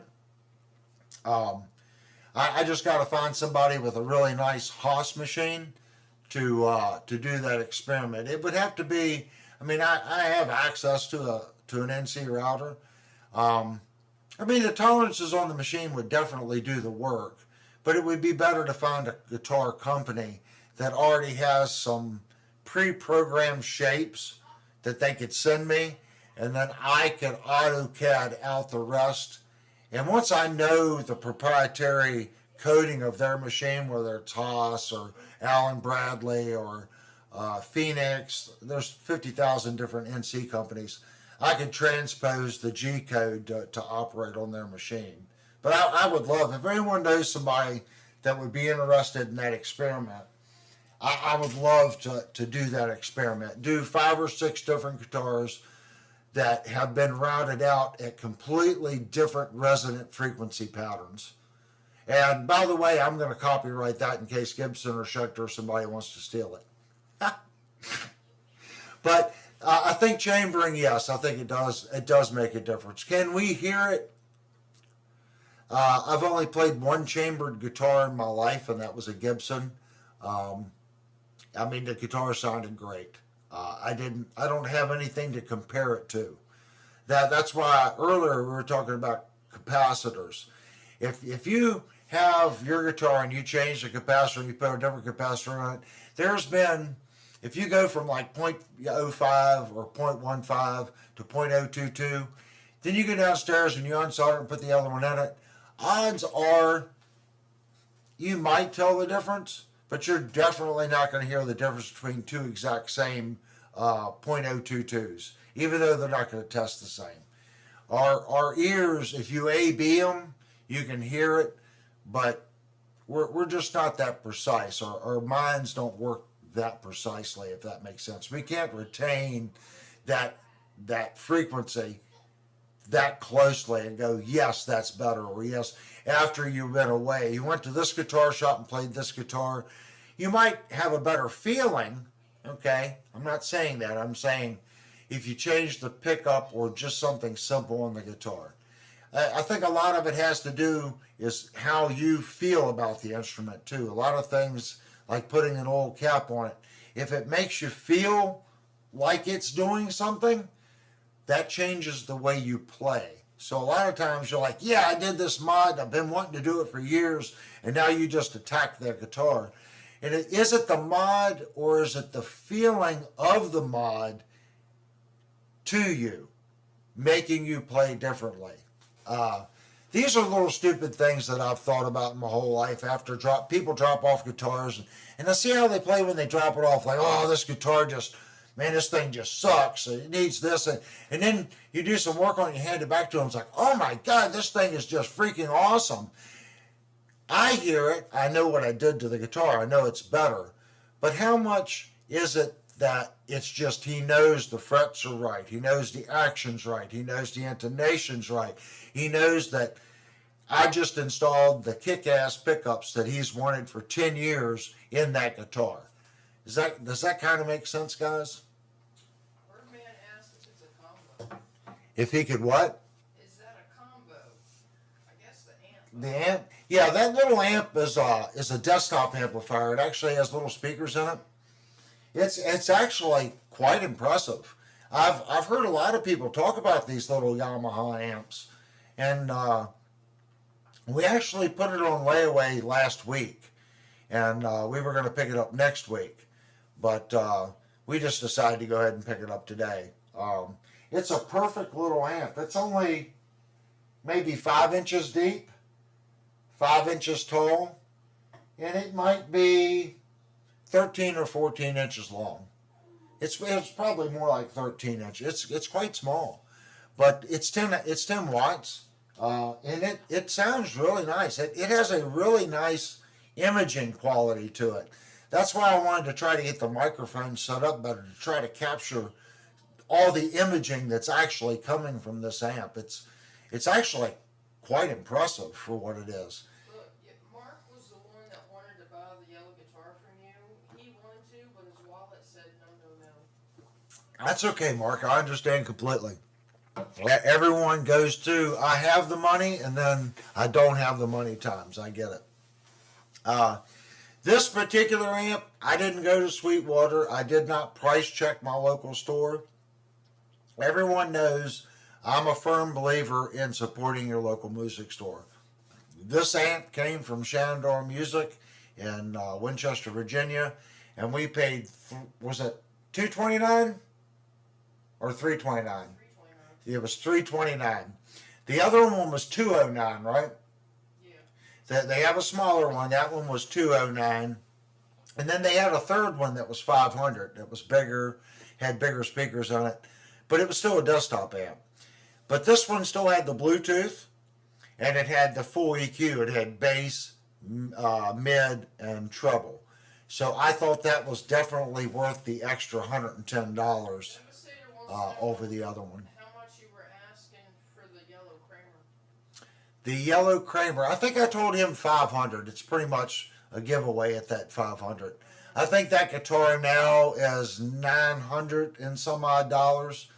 And the yellow Kramer is 100% stock.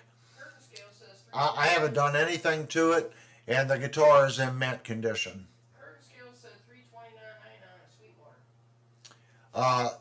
The amplifier is $329. I guess, I don't know. Yeah. So I have no issues. You know, I'll pay a little extra at my local store.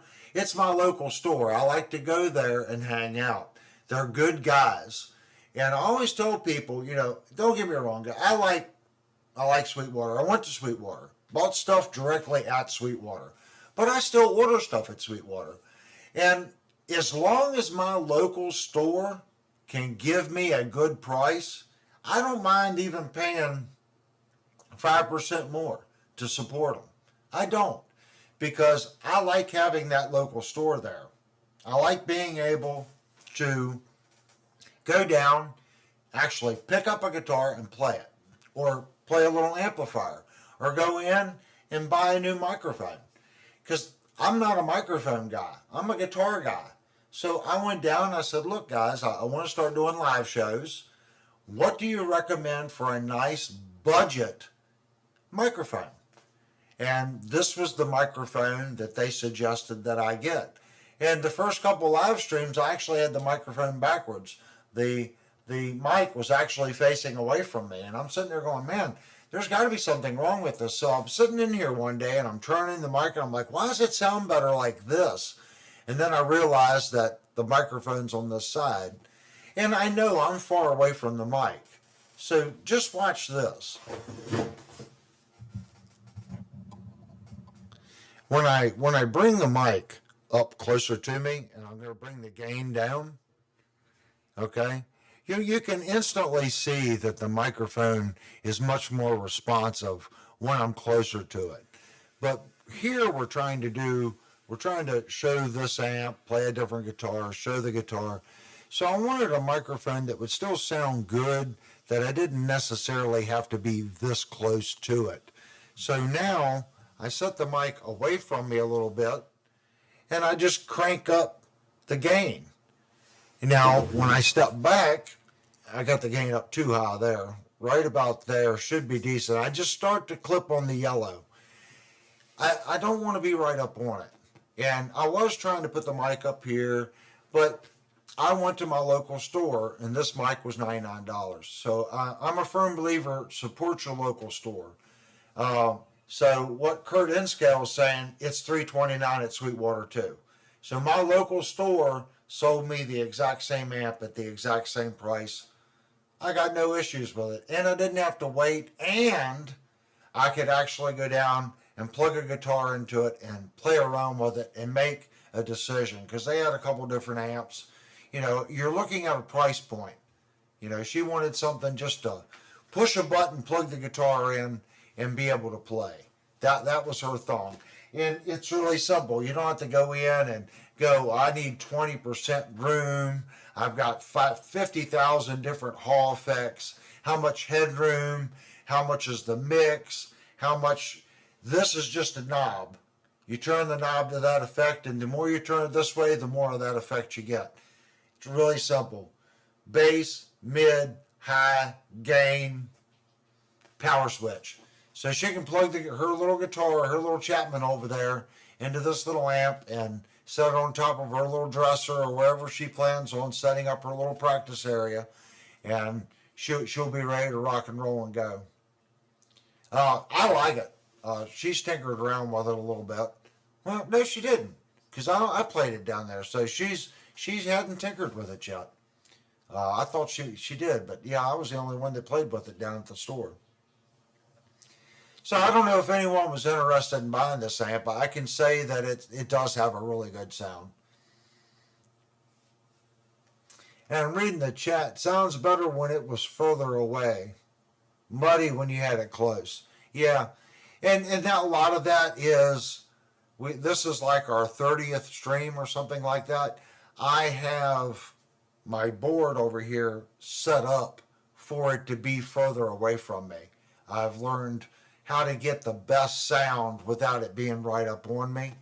But I did notice, just playing around, I could get it cleaned up and it didn't sound like I was far away from the mic. And they told me this would be a good mic to be away. You know, it didn't have to be right up on it, and it without spending $500 and $600 on a mic. This was a $99 microphone. So I understand you get, especially in microphones, mixing consoles, you really do get what you pay for.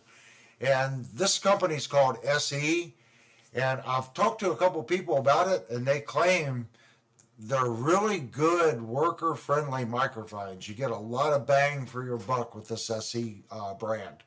So that fits me. I'm all about trying to find the best product I can get at the minimum price. You guys can see, I don't have the $2,000 Beretta. These are the $1,000 Berettas. For me, that's a great instrument. I love my Berettas. I have two of them. I have this gray Beretta. I've got the yellow Beretta. Both of them are great. Is the one that costs $2,600 better? I hope it is, because I can buy 4 of these or at least 3 of these for the price of that. That's kind of crazy. But you hope it's better. And you know, our friend Short Boss, he's been here. I gave him some guitar lessons, he's got a new job now, so things have been kind of a conflict of him getting over here. Um, but he bought a new X amp, and it's not really a desktop amp. That one's about 13 inches tall and about 13 inches wide and about 6 inches deep, and you control it with your phone. All the and that amp, believe me, I think that amp was $180. It's got a, I don't know, I can't remember if it's a 10 inch or a 12 inch driver on it, but that's a phenomenal sounding little amp. This one here is a lot smaller, so it's more compact, and she doesn't need the phone. All the little dials are right on the top, so she can just reach over and play with it. So, in what we were looking for, this little guy really seemed to do what we were looking for, if that makes sense. Yeah, she said it was pick on Linnell night. Juke said Linnell just get a 2 liter bottle, and then Devastator said she'll have to get a funnel too. Uh, yeah, so that's her new little amp. Hopefully, you guys, hopefully, I gave it a decent little demo. I would like to see if moving the drivers in actually did make it. Well, I know it changed the tone. I know it changed the tone of the amp. So we can actually start to see how mic placement really does change when you guys are doing, recording and stuff. How you don't even sometimes need to change your EQ settings. It could be just your mic placement.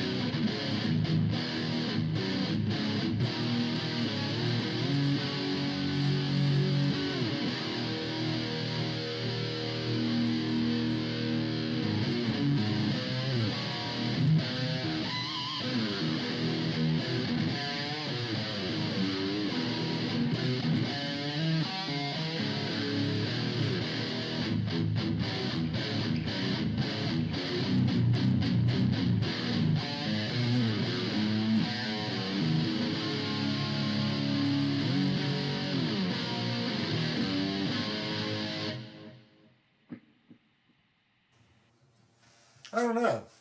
I think the more I play with it, the more I can get the amp to drive, really give the amp some drive. Of course, everybody knows I like the 80s stuff, but that last little tone, I think, proves that I think you could actually get some more modern tone out of it as well. Um, I cut the mid back on it, give it a little bit more gain, and I went to echo chorus, and I think that's given it a little bit more of a modern sound.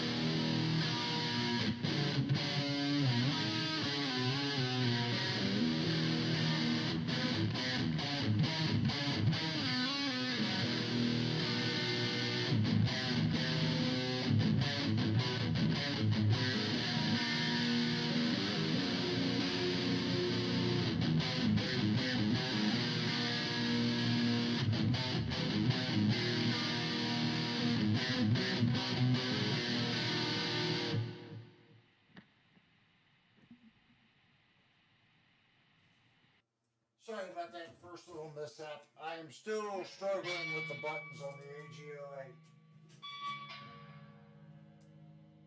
Niles sent you a super chat. Let me get my mic. I think that's going to be all in the demo section. Hopefully, I keep hitting every little camera, every little thing. Everything that I can possibly hit tonight, guys, we have hit. So I'm going to try to move my mic a little bit further out of the way so it's not blocking everything. But that's the Funny Honey's new little amplifier. Hopefully, kind of showed all the different sounds that it could do. I think I was getting a little better. This mic placement is a little better than the first one. You got to get the mics in closer. I think the way to do this amp would be to come out on the USB port and just do a direct signal to the AGO8 and not mess with the mics. But that's really not what the amp is designed to do. The amp is supposed to be just a little desktop amp. You know, you take it to work, you're on lunch, you set it on top of your desk at work, you plug your guitar into it, and just, that's what it's designed to be. It's just a little mini desktop amp. And it's phenomenal for what it is. It's a cool little tool. Niles sent you a super chat. Sent me a what? Super chat. Oh, Miles sent me a super chat. Thank you, guys. That's the only way to get any funds out of YouTube is super chats. And what's sad is YouTube takes like 25% of the super chat, but that's fine. What was that? Jupe has to go. Oh, Jupe, sorry. We kind of rushed through everything tonight, Jupe. We didn't really get to final thoughts and me being able to interact with everybody until the end. So send me an email, Jupe. I know that you said you were waiting on the pickups, but we're waiting on the guitar. Once the guitar gets here, we'll start videoing and modifying. So what's your guys' thoughts on the little Yamaha amp? My mic is off. Should be working. Oh, it's very, very light. There we go. Yeah, I bumped it with the microphone, guys. Sorry. Niles said so. That's probably much better now. Niles said I would like your thoughts on passive compared to active pups. What's this? Your thoughts on passive compared to active pups. Active pups. Pickups. Oh, we did a comparison. I only have one guitar right now with active electronics in it. And last week, was it last Saturday? I think so. I think last Saturday stream we compared the active to the passive. I'm not gonna lie, I love active pickups. I like the MNG 89, but that doesn't mean that I don't like my Seymour Duncans. I think there's a place for both. I think the actives give you a little bit more attack and more edge, where the Seymour Duncan JB and some of the other passive pickups I have are probably a little smoother. I want to say warmer, but that's probably not the best way because the active pickups are warm. I would say they just feel smoother, the passive. And I've got DiMarzio and Seymour Duncan. So comparing the DiMarzio and the Seymour Duncan to the EMG 89, I would say it's just more attack, and there's less noise. When you gain the amplifier really, really high on the gain, the active pickup seems to be a little less noisy than the passive pickup, especially in poopy bars where they have bad wiring. The active definitely shines in those environments.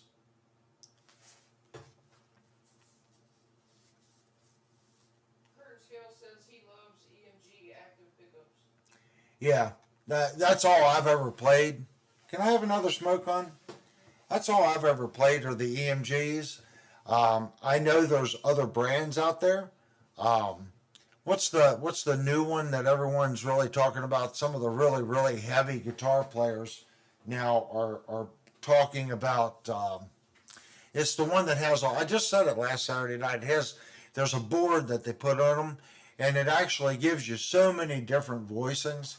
I would like to get a set with the board and all the voicing components, but I think they're like 325 to 350 for two humbuckers and yeah, Fishman.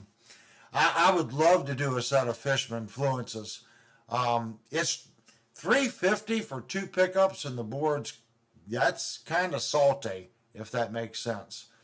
I don't. I think that it would. I think I could pick a guitar to put them in. It would probably push me to play something that they're voiced to play. I just right now with the YouTube channel, there would be other things that I would rather spend $350 on than that. I mean, when Linnell talked about this little amplifier, I knew she needed something because my amp gets pretty complicated. You got to turn on a bunch of stuff, and it's not just a volume. There's a standby, then there's a volume on the power amp, then there's a preamp input, then there's the output of the ART, then you actually have a gain structure in the effects loop as well. And all these little things make the amp sound differently. So it's not something that you can just kind of go over and turn one power switch on and plug the guitar in.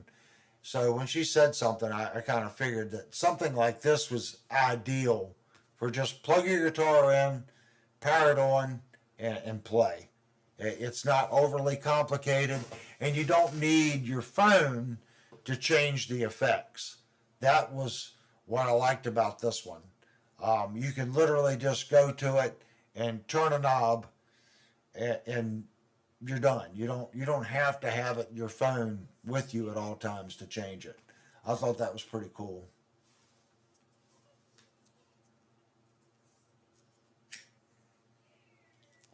Yeah, the Zach Wild EMGs. I've played the 81, and I like the 81. I just think the EMG 89 for what I like to play.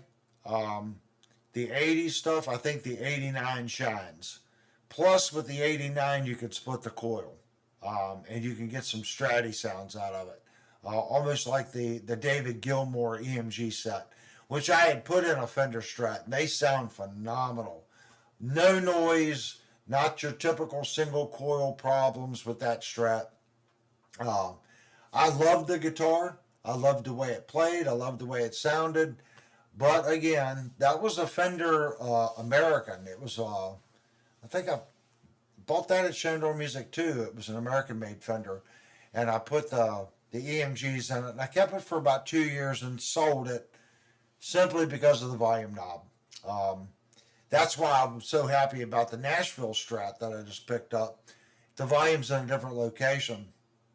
Now, granted, it's not a Strat. It has the Telecaster bridge pickup. But I think for what I was looking for, this guitar kind of fixes the telly tone thing, kind of, and also the Strat thing.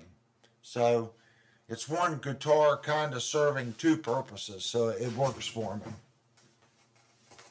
The Schecter Hellraisers, yeah, the Schecter makes a bunch of guitars, man. Check out Schecter's Telecasters. Schecter makes some phenomenal Telecaster guitars. Everyone thinks about Schecter just being this almost like a death metal, super heavy shred master guitar, but they actually make some not shred master guitars that are just phenomenal. That Nick Johnson or whatever it is, even his import Schecter is really nice. I think that one's at like 800 or 900. And then of course he's got his USA model that's in the $3,000 range. Both of those Schecters are sweet.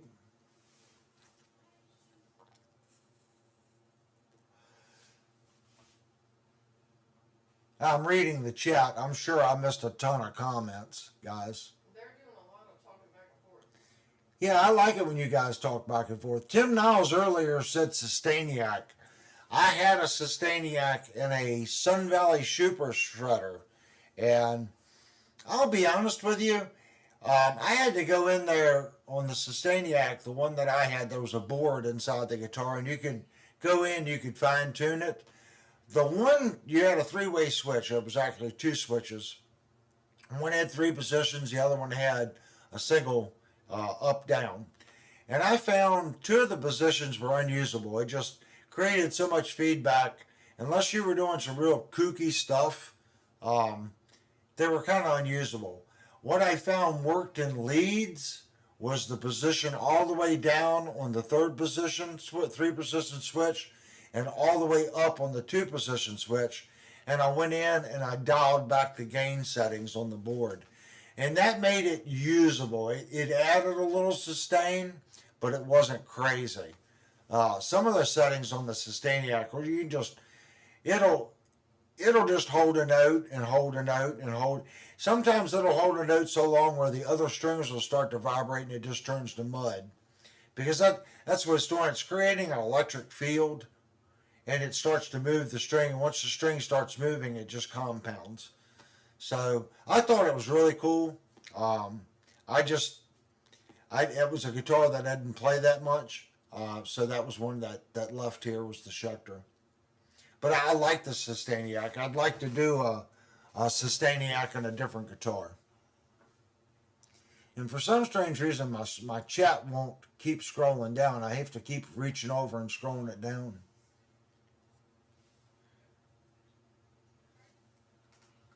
Now, I don't know what Kurt is talking about here. I would rather just use a EBO. I don't know what the EBO is. EBO. Tim Niles. Only thing I used it for was Vi songs like The Love of God. Sold it because of the pups were just too muddy sounding. Yeah, I know there's a pickup. The Sun Valley Super Shredder I had, there was a single coil next to the Sustainiac, and that one didn't sound too good. There are couple companies now that you can just buy the single coil, which is actually the Sustainiac module without the pickup next to it. My question would be, since it's creating a field like that, a big magnetic field that's pulling on the strings, I'm sure that influences whatever pickup you put it right next to. So what I was going to do is I was just going to order the Sustainiac without the pickup and shove it as far up next to the neck as I could, and then only use a center pickup and a humbucker at the bridge. That was my plan on it. Try to keep that pickup away. EBO is an electronic bow for a guitar. An EBO. I don't think I've ever seen one of those. An EBO. Electronic bow for a guitar. Linnell had to look that one up. I didn't know what that was.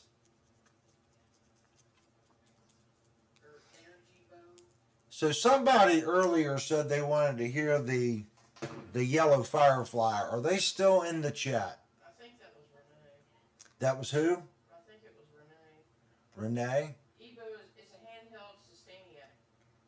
Oh, it's a handheld Sustainiac. Huh.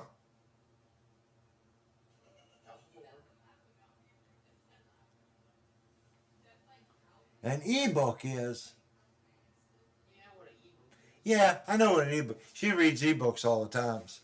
I don't think he's still in the chat, honey. I think he. I think that's who it was. I think it was Renee that wanted to hear the Yellow Firefly. He probably got tired of waiting. I'm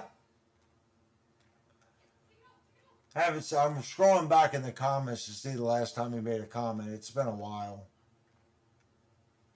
This is a long live stream, guys. So we really go off on a tangent, and then I go off on a tangent. You know, we go over so many different things. I'm sure some people probably come in and go, well, this channel, they're kind of like all over the place. And that's fine. Like now, I don't even know how you got, I guess we got on the EBO topic talking about Sustainiacs. So, I've never used one. I don't think I've ever seen one. So is it like a wand that you, or do you actually have to physically? I wouldn't think you'd have to make contact with the strings with it. Ted, So, Ted, so you're kind of holding it over the strings. Ted's hopping off. Oh, I didn't even see Ted was in the chat. I forgot to give Ted his normal greeting. I'm good to see you, Ted. I didn't even know you were in the chat, man. I've been so focused on the little amp or this or that. I really need to get straight with the chat and keep more focused. But I appreciate you coming, man. Jerry White, it's a nice micro vibration unit for your fingers. I'm going to check that out. I guess Sweetwater's got an EBO. Yeah. Sweetwater's got the EBO. So I'm gonna check one of those. That'll be another toy to play with. Linnell's in there rolling her eyes right now. I can see it. Oh my gosh, another toy. Take it easy, buddy. I'll see you Tuesday night on your live stream.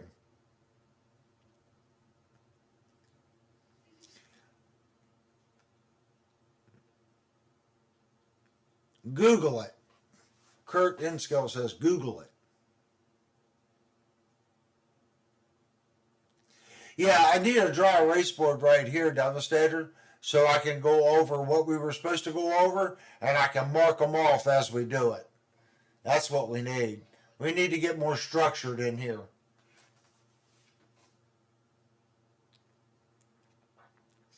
Oh my God. Because Mark said my ex-wife used to have one of those. That's why she always kept fresh batteries around. Yeah, I call those Bob. Bob's in the drawer, the battery operated boyfriend. Yeah, yeah. You gotta watch Bob. Oh, Niall said his wife calls hers Bob. Yeah, that's what I'm saying. Yeah, watch Bob, battery operated boyfriend. Oh my God.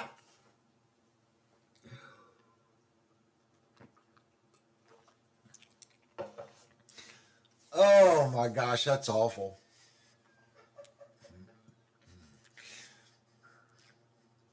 I don't think they make an Ebo Bob, hun, so you're safe.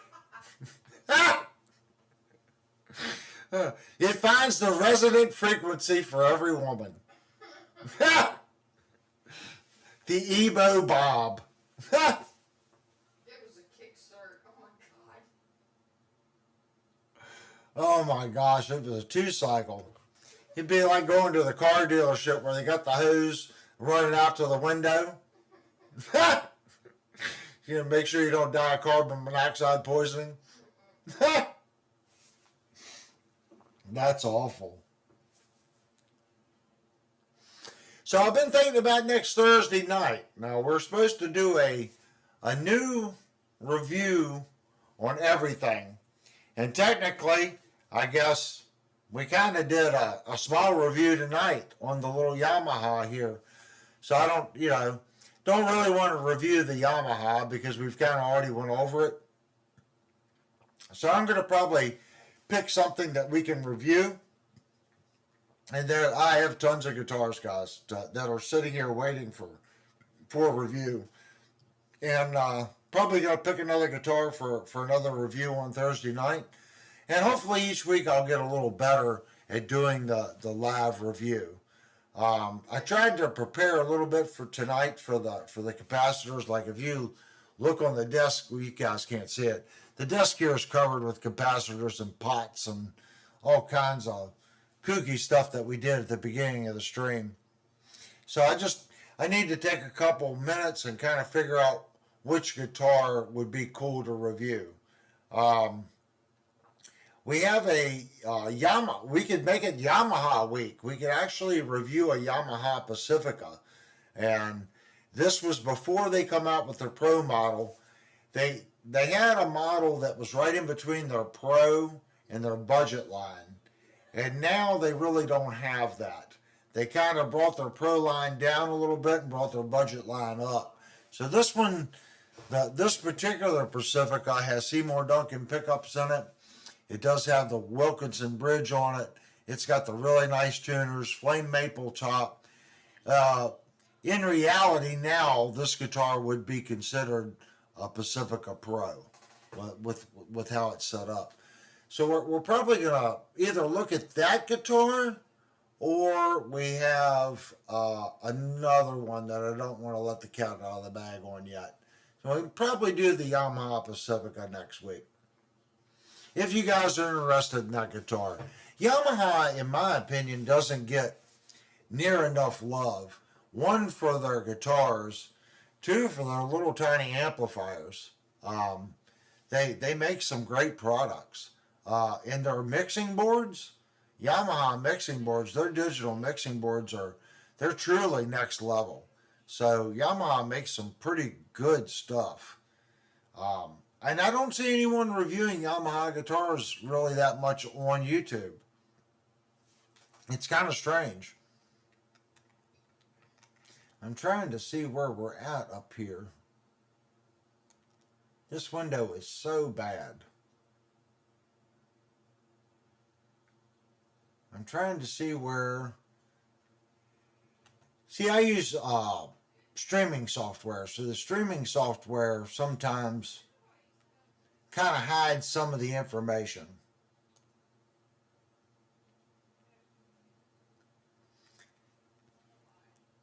I'm using OBS, and supposedly it's supposed to keep the chat open, but when I keep it minimized, sometimes it squishes the chat and I can't read it.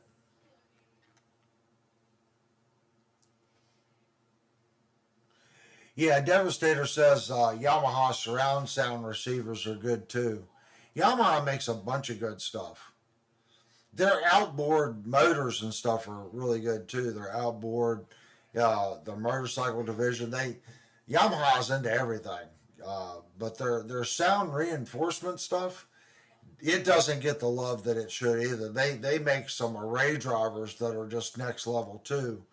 I do have a P7000 Yamaha power amp over here, and that thing is just bulletproof. I switched from Hafler power amps to the Yamaha P7000s, and they're phenomenal. Niall says, I know you use analog, but where do you stand at digital plugins? I'm just old school. I'm sure I'm coming around. At the beginning of the show, all the guitar that you heard was not analog. That was all modeled. The modeling for doing the live stream just works better because I can play the guitar, put my headphones on, I can still talk to you guys. When I have an amp like this with open microphones, I've got to turn this mic off, I got to turn the other mic on, I got to get the mic placement right.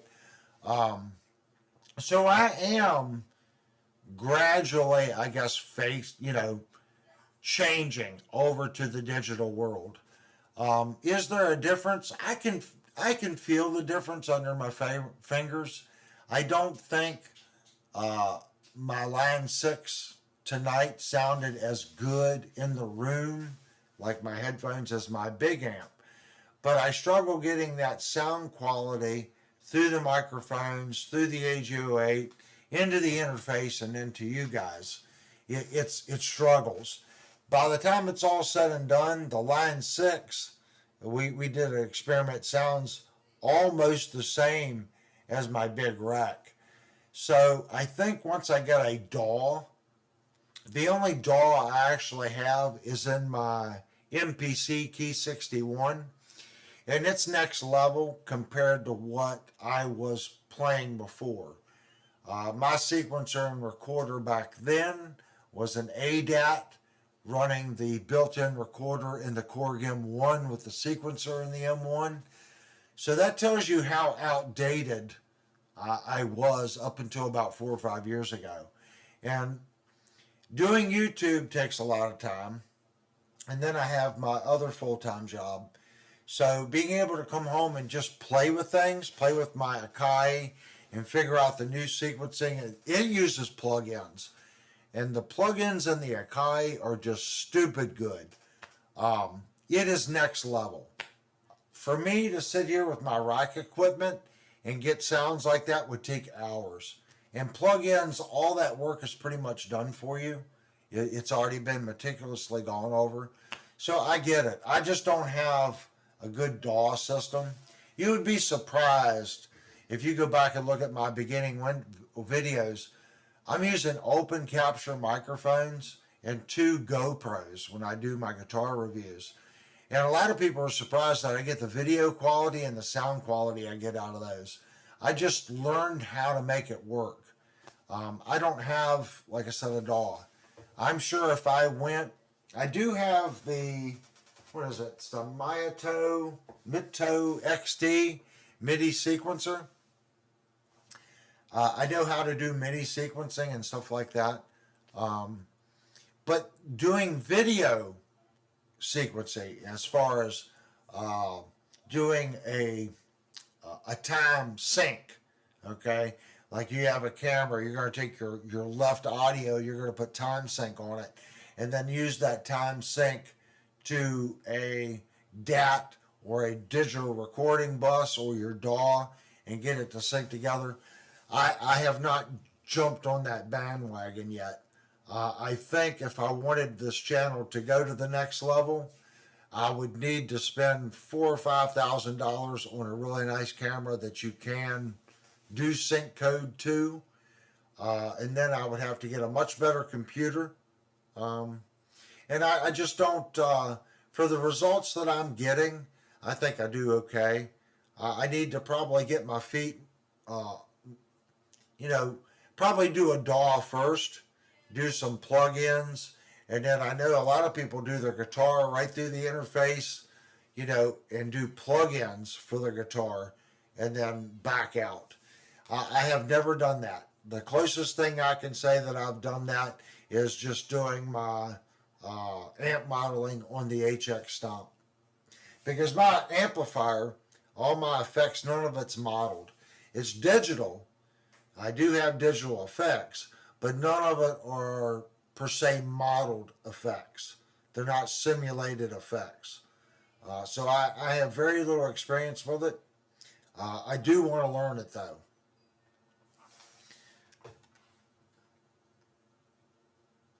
And that's, who asked that? Tim? I think so. Yeah. I think that was Tim Niles. Niles 10, dear. Yeah, Niles Tim. So hopefully that answers your question as far as plugins. You guys are talking about Kiss now. They were talking about dirt bikes a minute ago. I like dirt bikes, but I would kill myself on a dirt bike. Yeah, the Reaper doll, going back to Niles Tim, I've heard a lot of people talk about Reaper. My computer that I have right now, I can tell you right now, it would not. I built this computer to do AutoCAD.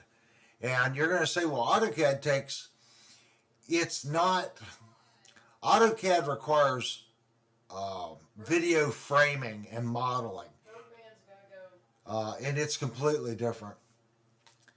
Okay, Birdman, I see that you got to go. I appreciate you coming into the chat. I say it all the time. You guys that come in and talk, whether it's like dirt bikes or whatever, you guys kind of make the chat. Because I couldn't do it without you guys. So I appreciate Birdman coming in and hanging out with us. That's what makes the show. Everyone communicating and going over things. But I've never used Reaper, but I probably need to. I think you can get a free version of Reaper. Is that not correct? I should probably try to see if I can get one of the test versions and put it on the computer and actually see how my computer would respond to Reaper. I have just started dabbling in OBS, doing the live streams.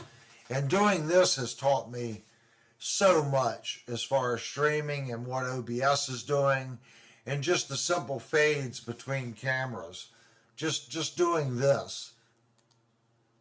That took a month and a half to figure out how to do a traditional fade between the cameras without you seeing me fumble through a bunch of switches and actually do a change. changing scenes. Where is it? Blah, blah, blah, blah, blah, break scene. Even going to the intermission scene like this and being able to still talk to you guys, okay, while the intermission scene is on, that took a little bit of time to figure out. Then to switch seamlessly right back to this scene.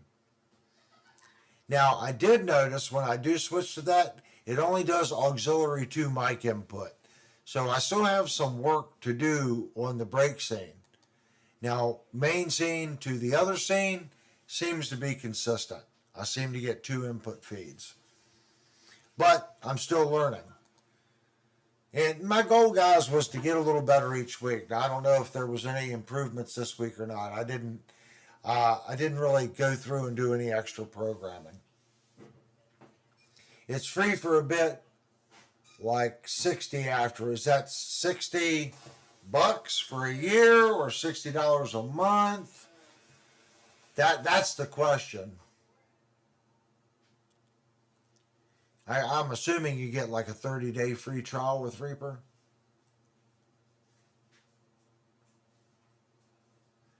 Persona Studio 1.6.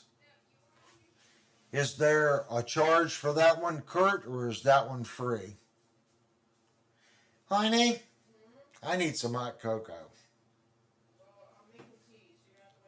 Uh-oh, she's making tea, guys. $60 forever. Well, I could do that on Reaper. So I'm going to go back to Kurt. Kurt, did you ever use Reaper, or did you start with the Pernonis stuff? Yeah, he's saying it's super expensive. He just put dollar signs up, so when they do that, that means big bucks. Well, being that I have $100 microphone here, I'm on a budget, so we need a decent. Well, let me qualify that. I don't want to learn a proprietary software that doesn't seem to translate well to other software. Does that kind of make sense? If you learn something and you really get used to something, how hard is it to switch? There's always, I guess, almost like a standard, and companies will drift off the standard a little bit, but the learning curve and how it works is similar. So I don't know if Reaper and the other one is similar. I don't know. I would really depend on you guys to advise me on that. Kurt says Reaper was okay. I used it. Yeah, $60 forever though. That's the thing. That seems like a really nice price. Now, is Reaper open source, or does because open source stuff sometimes when they do updates can get a little sticky. I think I heard Reaper was kind of open source, that a lot of people write different things for Reaper. I'm not sure. And Niles Tim says you can keep using Reaper for free, just got to keep renewing it. But the right thing to do is to pay $60. So you can just keep downloading the free trial forever and they never charge you? That seems really strange. Yeah, you're right. If they're only charging $60, just give them the $60. I agree with you on that. That's the 100% the right thing to do.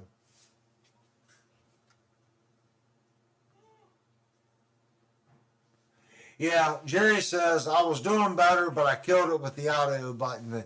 I'm sorry. Like I said, I think most of that, guys, is the red light. And I just got to put my head around when there's no light on, it's on. And when the red light's on, it's off. It's like, stop. I guess that's how I got to view it. There must have been a piece of equipment that I just got familiar with that was set up opposite to that, because I look over and I don't see the light on, even though it's red, and I think the channel is off I guess that's what I'm looking over. I'm seeing no light on channel 1 right now, which is this microphone. And I'm like, oh, it's off. But then I have 4 lights on the other channel. They're on, but they're red. So I guess I'm used to seeing lights on, it's on. Lights off, it's not working. I know the Mackie uses green. I can mute a channel, okay? When I mute the channel, it's either going to be red, everything, it's, if you're doing it, whatever that is, the light turns on. It just seems, it seems backwards to me.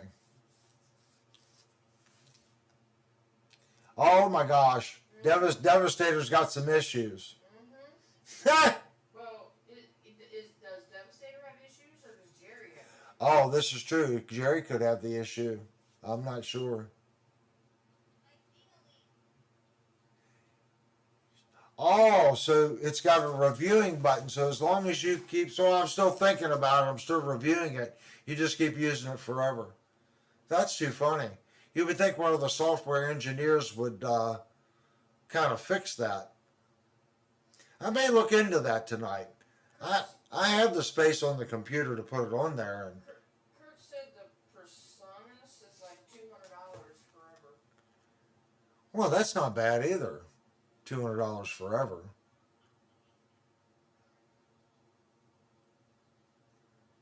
I mean, I don't know anything about it. I'm sure it's how it maps out. I'm used to a more analog type board, so whatever would have the same flow characteristics, like sub buses and being able to pan left and right and assign that channel to either 1, 2, 3, 4, 5, 6, 7, 8 subgroup, left, right, where you could change this particular subgroup goes left, right, or center, or do you use them as stereo pair? Sub 1, sub 2 is left, right, and then you change on channel like 5. If I put subgroup 1, you know, and then I move that to the left, and subgroup 1 over here is set to the left, I know I'm sending channel 5 is going to go just to that subgroup. So anything that I put on 1, let's say I've got drums on 1, 2, 3, 4, and 5. When I get all those levels right and I have them set to subgroup 1, you know, I can send mono signals to subgroup 1 and move 1 slider. That's just kind of how my brain works. You've got aux sends, you know, anything that you send out on an auxiliary to an effects, you can bring back into another channel. Like, that's how I got the Mackie set up. 12, 13, 14, 15, and 16 are returns from the augs. I think it's, 16, 15, 14, and 13 are augs returns for effects. So I don't know if that would be the same thing. I need to look into it.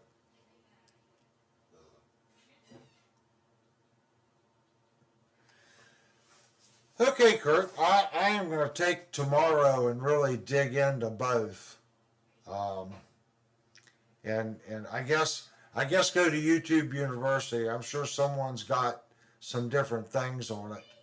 My big thing is if I start with Reaper and I learn the workflow in Reaper, if I decide to switch to what you're using, is the workflow characteristics the same? That's I guess my main question. Here. Oh, thank you, honey. Mm-hmm. Ooh, that's very hot. I got a cup of hot cocoa. Hold on for a second, guys. I'm going to move the microphone here before someone trips over it.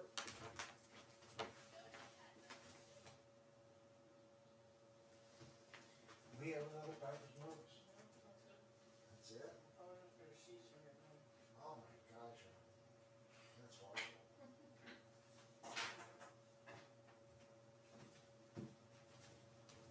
So now I'm looking for Kurt's response. You said you're talking about loud mixers with subgroups. You don't need them in DAWs. You don't use. See, I am 100% old school. I played out, so all my probably 90% of my experience is setting up a board to play out live. That's just how my little squirrel brain works. I did do recording in the studio, but again, I used Mikey products. I had an ADAT, and everyone used a 1604 because you were in and out. You know, first 8 in, out, and you had 2 boards, and you used the sub outs to go to your next board. So the whole board became sub 1 and sub 2, pretty much. And you would link 2 boards together to get your 8 subgroups, however you divided it out. And you could just keep compounding the Mikey 16 ZLR like that. But a lot of people used 4 of them because you had 4 subgroups. So you ended up with actually 16 subgroups, and then each board became subgroup 1, 2, 2, 3, 3, however you set it up. I would really need to learn that.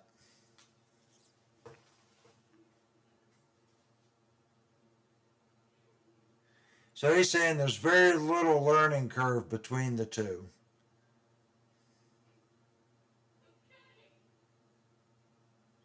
Oh, great. That's not what I need to hear, Kurt. Everything I learned about live, throw out the window. Oh, that's not good.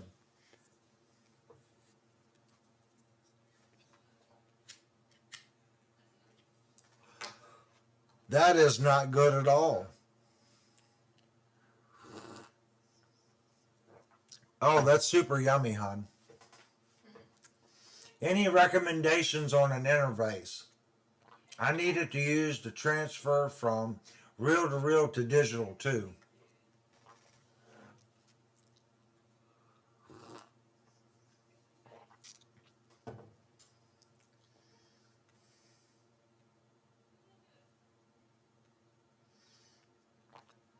I know that you can get a couple interfaces pretty inexpensively.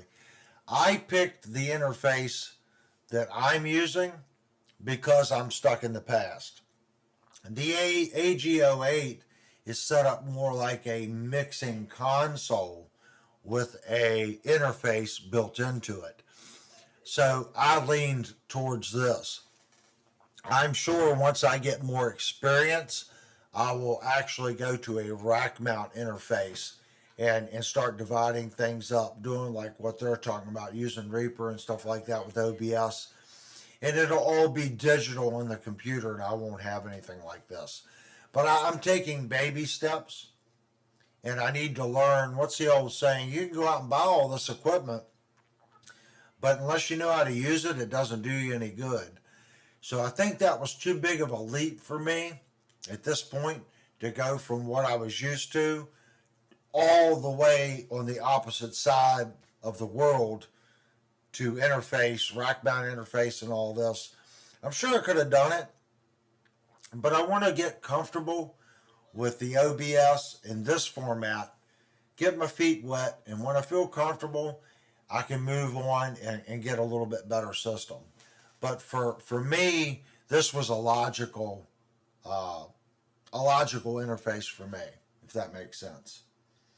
And yeah, Kurt's saying Scarlett. I looked at theirs. They're good units. There's nothing wrong with those. Nothing wrong. I looked at the Personas too. I looked at both of them, and you can get a pretty nice one at a reasonable price. You don't need to spend big money on an interface. That's for sure.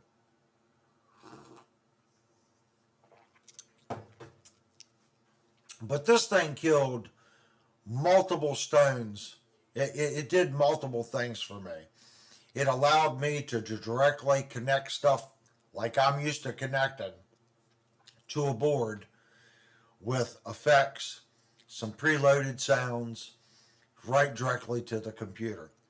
Now, I have since realized the limitation of it, especially doing open mic stuff. So my keyboard and all that okay, I have running into my Mackie on separate channels.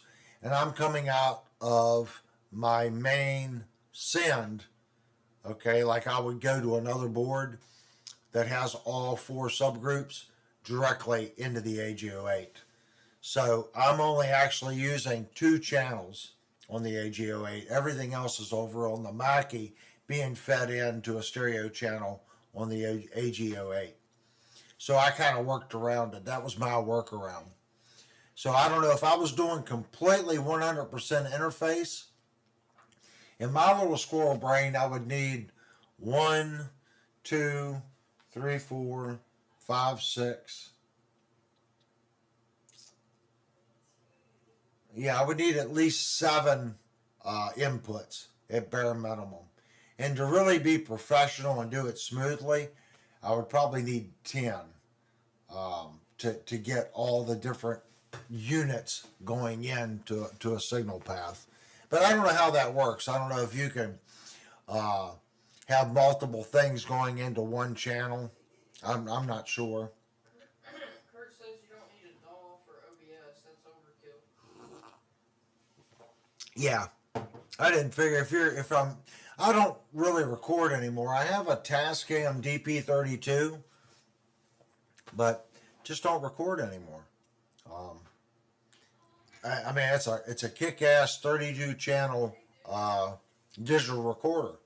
I just don't record anymore.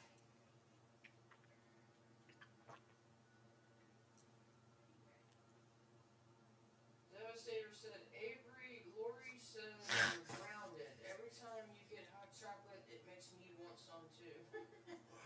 Yeah, I kind of figured. I've kind of figured that's what Devastator's comment was about.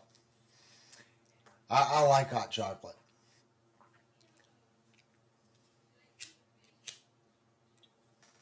It's something for me, especially now. When I get home from work, I like to relax, and we all have our hobbies. So weekends for me, guys, is definitely a wind down time. And hot chocolate's one of those things that it's just, do we really need it? No. Uh, it's another luxury item, but I love hot chocolate, and for me, it's like a special snack to get a cup of hot chocolate. It's one of life's great little things, and it's simple. It doesn't cost much, and it makes me happy. It's great. It brings me back to being a kid. It's like hot chocolate. I mean, how can you not like hot chocolate?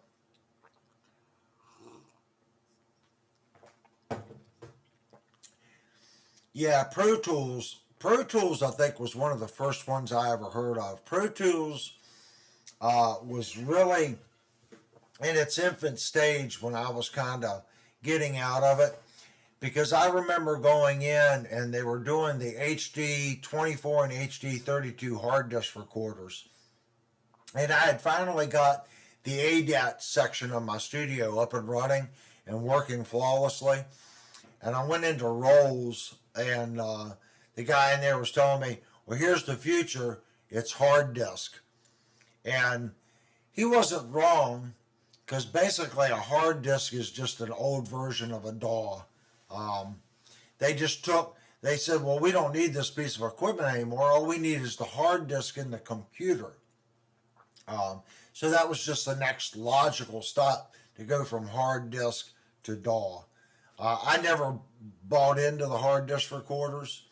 I ended up selling my ADATs and just getting completely out of recording.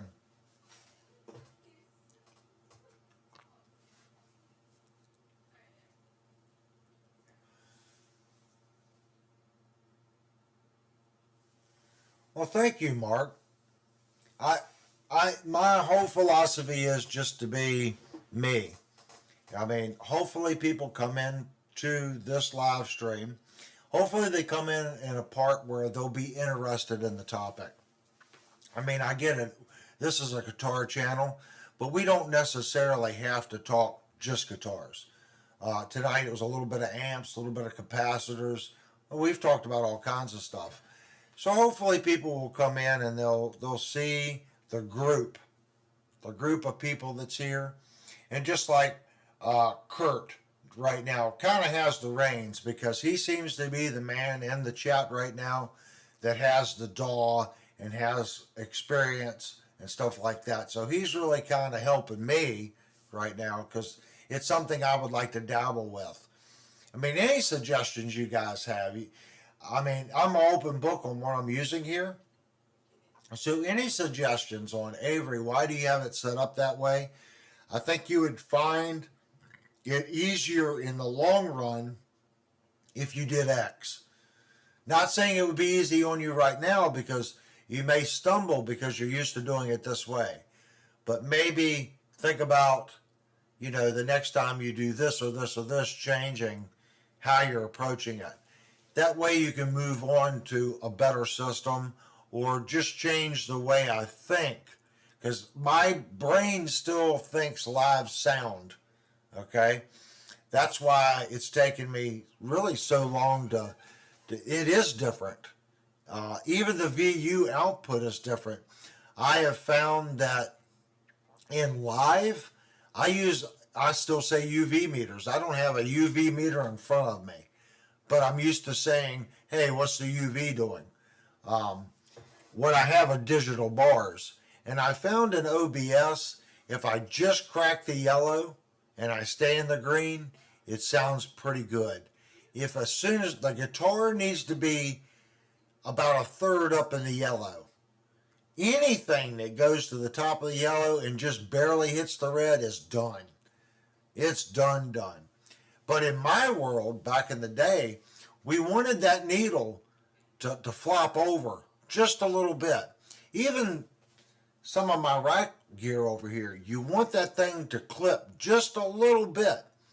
But what I found with the Yamaha AG08 interface, what I found with OBS, I have found that it doesn't like that. It wants to be right where the green hits the yellow. That seems to be the sweet spot. -20. That seems to be where it likes. Kurt says if you buy PreSonus interface, the DAW is free.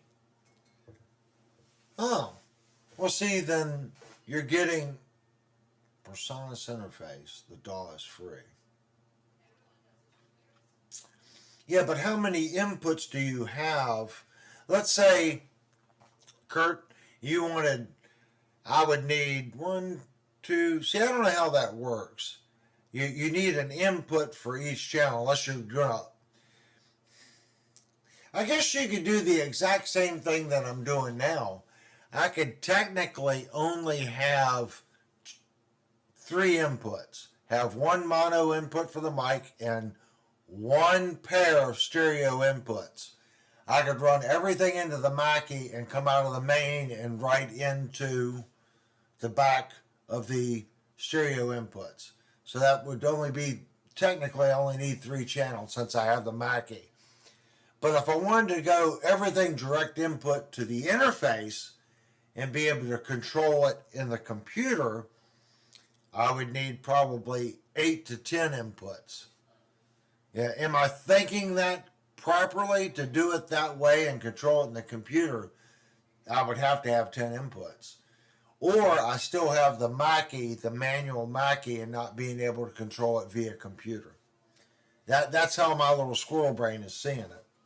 And when I was looking at them, they were just really expensive. An 8 input, 10 input, it gets quite pricey really quick to have that many inputs.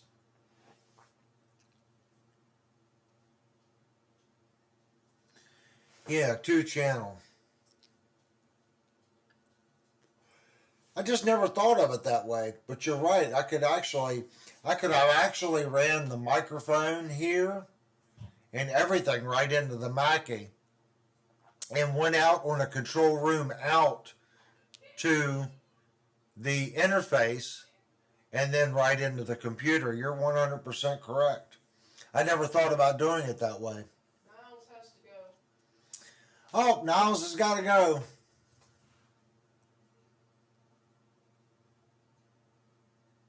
She don't like you having fun. No, what it probably is, she just doesn't want you grumpy when she gets you up super early in the morning. That's That's most likely what's going on. All right, Niles, thank you so much for coming into the chat and hanging out and spending your Saturday evening with us. We really appreciate it, man. Uh, well, I look forward to it all week, coming in and chatting with you guys on Saturday. It's what it's about. Jerry says it depends on how much money you want to spend from what he sees. Yeah, I might look into that. I might just change my whole operation again. I needed to get my feet wet this way. That's the thing. And in my little, like I said, I keep saying squirrel brain. In my little squirrel brain, I think I needed to do it this way. That's how my brain was seeing it at the time. But now I understand, since I already have the 1604, technically speaking, I could have just went out on a control room output directly into the interface, then into the computer. I could have done that. I could have done it that way. Kurt said just run left, right out of the board into your 2-channel interface. Yep. Well, in my case, Kurt, I have to use control room out because I use the mixing board for other things. The mixing board runs my Akai, so I don't have a keyboard amplifier. So the outputs of my Akai go to the mixing board, and the main outs go to a power amplifier to my control room. They're not control room monitors. They're actually two Wolfdale array speakers. They're huge. I actually need to get some smaller. We were looking at some today, some smaller control room monitors, and get rid of these 3 foot by 2 foot by 2 foot deep array drivers that I have sitting on the floor. They take up a tremendous amount of space. Devastator says, Avery, if you don't mind, I'll get with you tomorrow and see if we can maybe work something out on that yellow Kramer. Oh, Devastator wants the yellow Kramer. Yeah, if you want it, Devastator, and you want something, like I said, it's 100% stock. If you want me to put some strings on it for you, it really doesn't need anything. It really doesn't. It plays phenomenal. The frets on it are good as far as being level. They're smooth. It's just a fantastic guitar right out of the box. You know I review a lot of inexpensive instruments, and when you figure, when I bought these Kramers, they were right under 800 when I bought them. I think they're tipping the $900 mark now. But even at 800, let's say you buy, Kramer had a Beretta Special. It was pretty cheap. It had the 6-screw bridge on it and it had the Kramer pickup, cheap tuners. They were selling for like $229. And guys were putting Vega trims on them. Well, there's 300. So now you're at 500 for the Kramer Special with a Vega trim. Then you stick a Seymour Duncan in it. They want another 100. Now you're at 600. You still got to put tuning keys on it. So that's another 100 for the nice tuning keys. So now you've got a Kramer Special with a Vega trim, a Seymour Duncan, and good tuners. And you were at $100 under the real Kramer with the FR1000, a Seymour Duncan, nice tuners. It's already set up with the locking nut. And you don't have to do anything. You don't have to spend a week down there, because the Special was a fast-made guitar. You're going to have to front level that. There was no time spent on it. It's a $200 guitar. So by the time you do all that work, you buy all the parts, you put it all together. I just didn't. Sometimes you don't see it. And I said it, like, I got this Firefly here, this George Lynch one. If I have more than if you have more than 500 in it, is it really worth buying the guitar and modifying it when at the $500 to $700 price range you can get something with a Floyd Rose Special in that price point? You just can.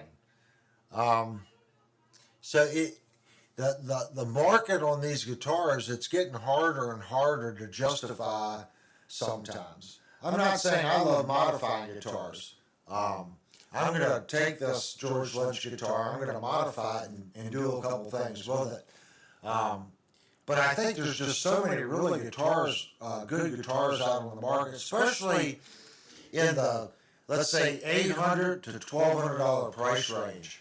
When you get in that price range, there are just a phenomenal amount of good guitars that are out on the market right now. My Epiphone Alex license, that thing, I mean, you don't do anything to it. That guitar, with the coil splits and the phase switch and the pickups that they put in it and the FR1000 bridge, it's just it's a bar playing monster. If you're in a variety band playing a variety of music, that guitar will just get so many different sounds and get them easily. Go back and watch my review on it. That's probably the best guitar I have out of all my guitars on getting a thin stratty sound, like a thin single coily sound, all the way up to a real beefy humbucker sound, all out of one guitar. It's amazing. Why did we get an echo? Yeah, you started echoing all of a sudden. Hang on. It could be. I got a little button over here flashing. Yeah, you must have pushed something because it's still echoing. Is it still? Is the echo gone now?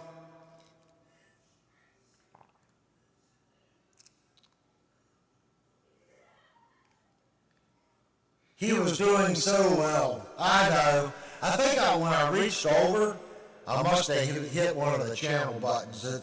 The AG08 has built-in effects. So right where I put my headphones down, there's a button right there, so I must have hit it. Is it still doing it? Okay, hold on. How about now? I don't know how that button got pushed. I don't remember pushing the effects button. But I see that it was lit up.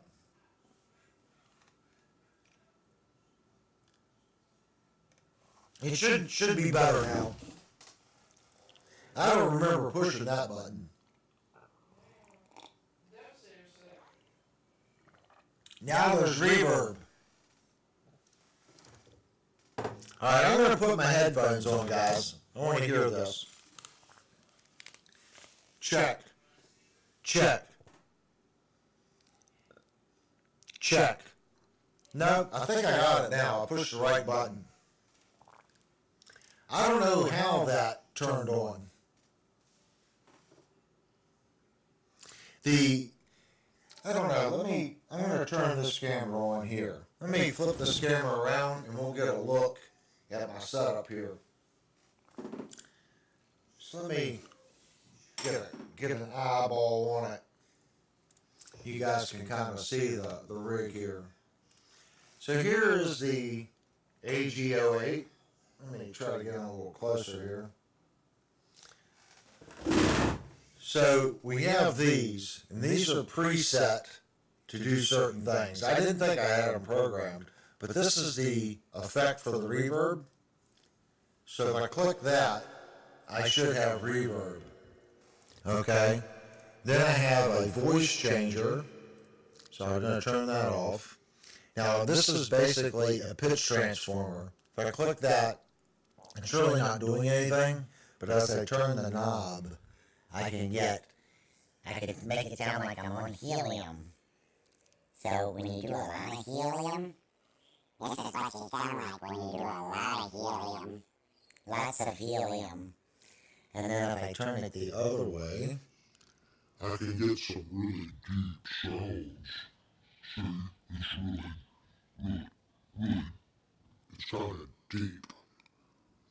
So that's that one. So we'll turn that one off. And then up here is amp and EQ.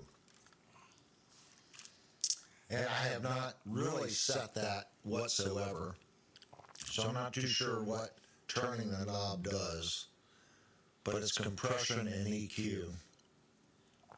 And I don't really mess with that one, because if you look right here, this is my 286DX, and this is the de-esser.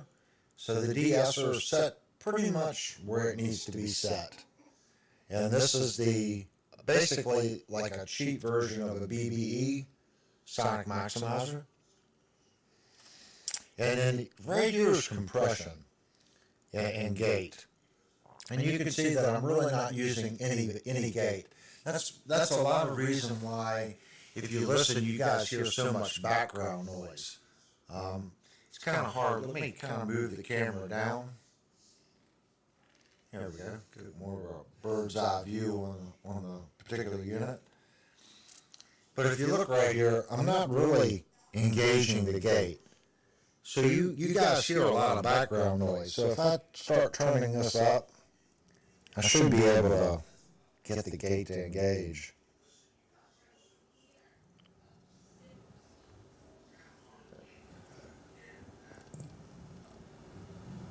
Nope. So that means I have to go through my settings and really start fine-tuning the gate. So if I play with this enough, I can get it to. I have to go into my output. See, my output's down really low, if that makes sense. So I'm really not using it for that particular scenario. Now, if I bypass everything, that's the unit 100% bypassed, and you can hear that it's a little bit more. Dude, you still got an echo, dear. Yeah, that's room echo that you guys are hearing. I can't. The only way I can get rid of that room echo is, you see how grainy it sounds now. If I turn this off, and let's really start to crank up the microphone here. If I put in more input, I gotta turn this down.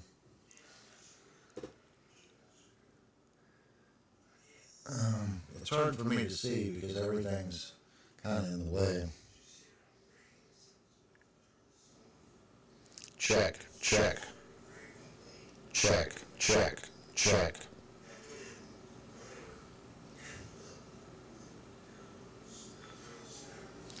I don't know why I'm not getting.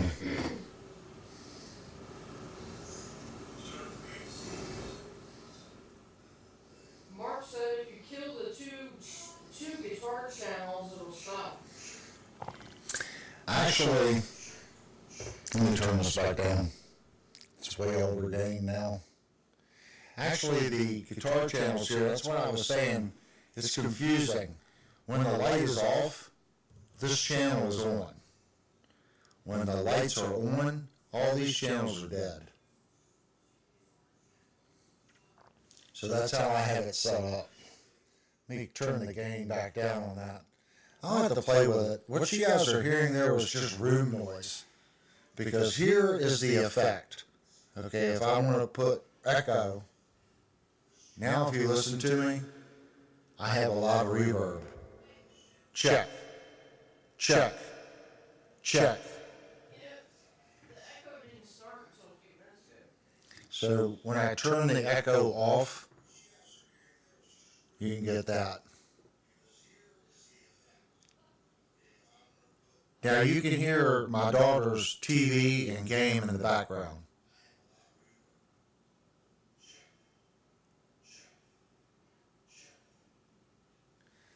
So actually, let me see.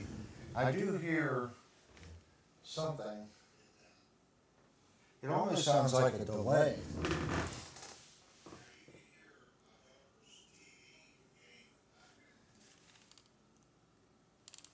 Yes, now that I have my headphones on, I hear myself coming back through the stream about 10 seconds later. And I'm not really too sure where that is coming from. Now that I hear it, I'm going to say that that is part of the Mackie source. Subs 1 and 2, taped in. I am not sure. Check. Check.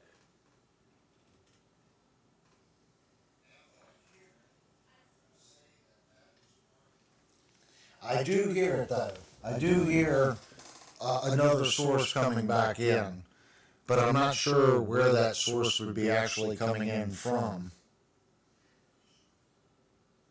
I'll have to check into that, guys. I'm at a loss. But if I'm very quiet, I actually do hear the live stream. YouTube is about 10 seconds behind what I'm saying right now. So if I count 1, now in 10 seconds I'm going to be saying 1. That's what I hear coming back through the system. And I'm not really too sure why that is. Let me cut that mic.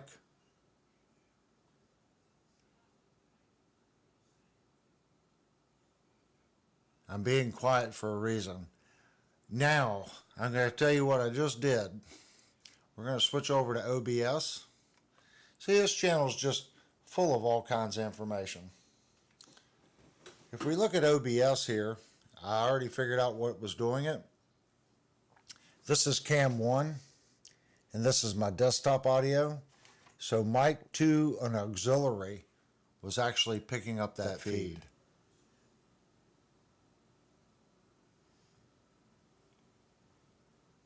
I'm not sure why, but when I turned this one off, it seemed to go away. If anyone has an idea on why that would be, I'm not really sure. I'd have to go into OBS and see what this thing was actually set up to do. Lock volume, unhide all, vertical layout, filters, properties. Let's go under properties. Yeah, see, it says streaming Yamaha AG08. So I'm not too sure. Evidently, I do not need that because you guys can still hear me, evidently. So we'll just leave this one off. Now I'm going to make sure that the guitar is still working. So we're going to leave the microphone right there. And you guys can see my little line 6 stomp right there. And that's what we're going to be playing through here real quick. Let me unplug this.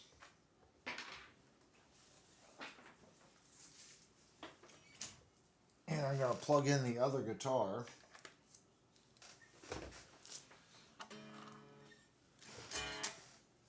Now going back, let's kind of go back where you guys can actually see everything. Change the camera angle here. So remember, we have this channel muted. Now the guitar is coming into here. So I have to unmute that channel.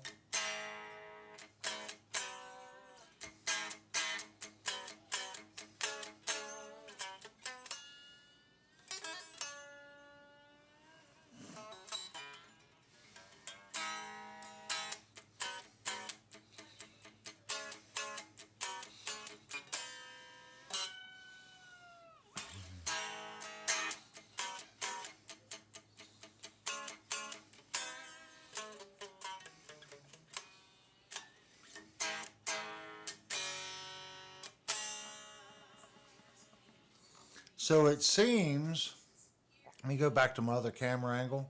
It would seem that has fixed it.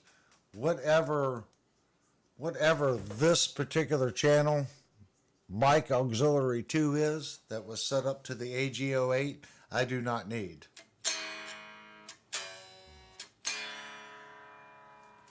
Now if I hit this button here, it's going to kill the guitar.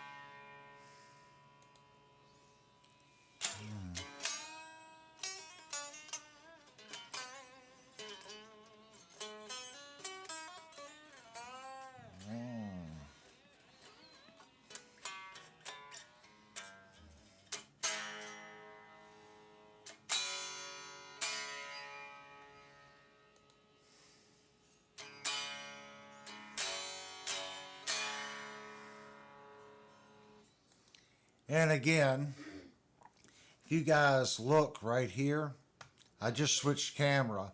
So this right here is the only part of the chat window that I get to see when OBS is open. All they can hear is the strings. They don't hear the guitar? No. Just you picking at the strings. Well, see, I hear the guitar in my headphone. That is so strange. Mark says you gotta push the channel button again. That cuts it off. Okay, so with this button on in my headphones, I hear the guitar. Now we're going to switch OBS over here.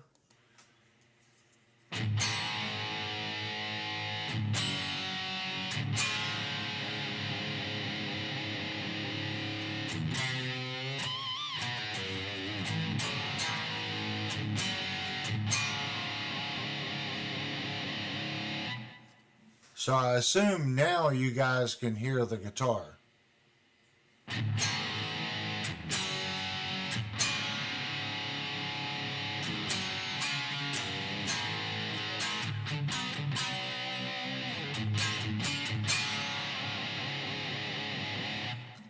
Is that right? So that's telling me, for whatever strange reason, this right here is set up just for my microphone, Cam 1. I may need to go in to OBS and set this thing up to where this particular channel here and here are exactly the same. I don't see where I would need two separate inputs in OBS coming from the exact same device.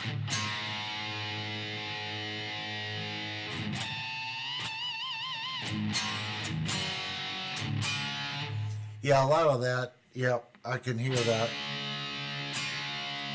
So let's turn it up.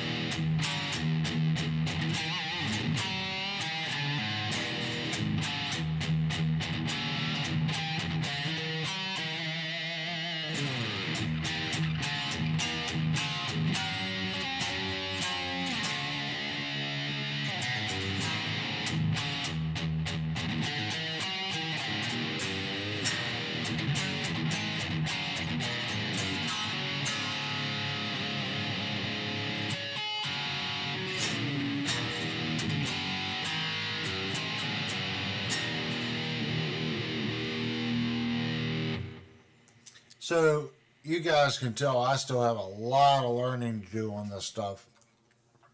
So it would seem, from the way I'm understanding it, I have this thing set up a little strange. So I need to go in maybe tomorrow and actually fix how I have OBS going into the computer.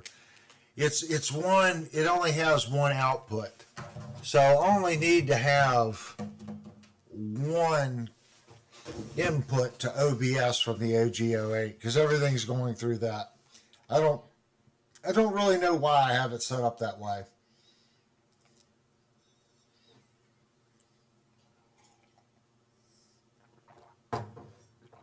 Somebody said they want, believe me, you don't want to hear that. I don't know what Linnell was talking about. Devastator said Linnell needs to come sing. Oh my gosh.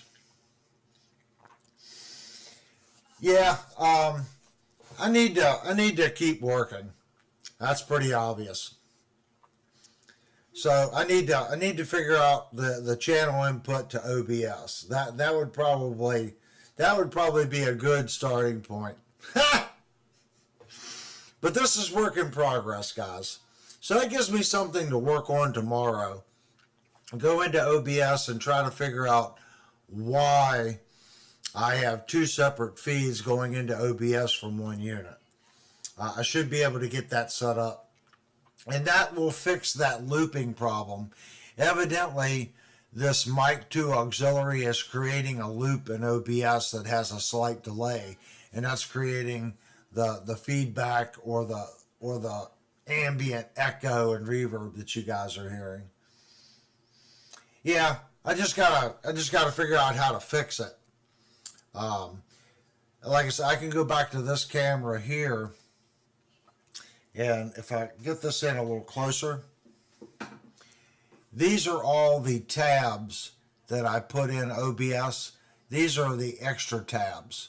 So if I click on like that one, it would go to the other camera, to the admission screen.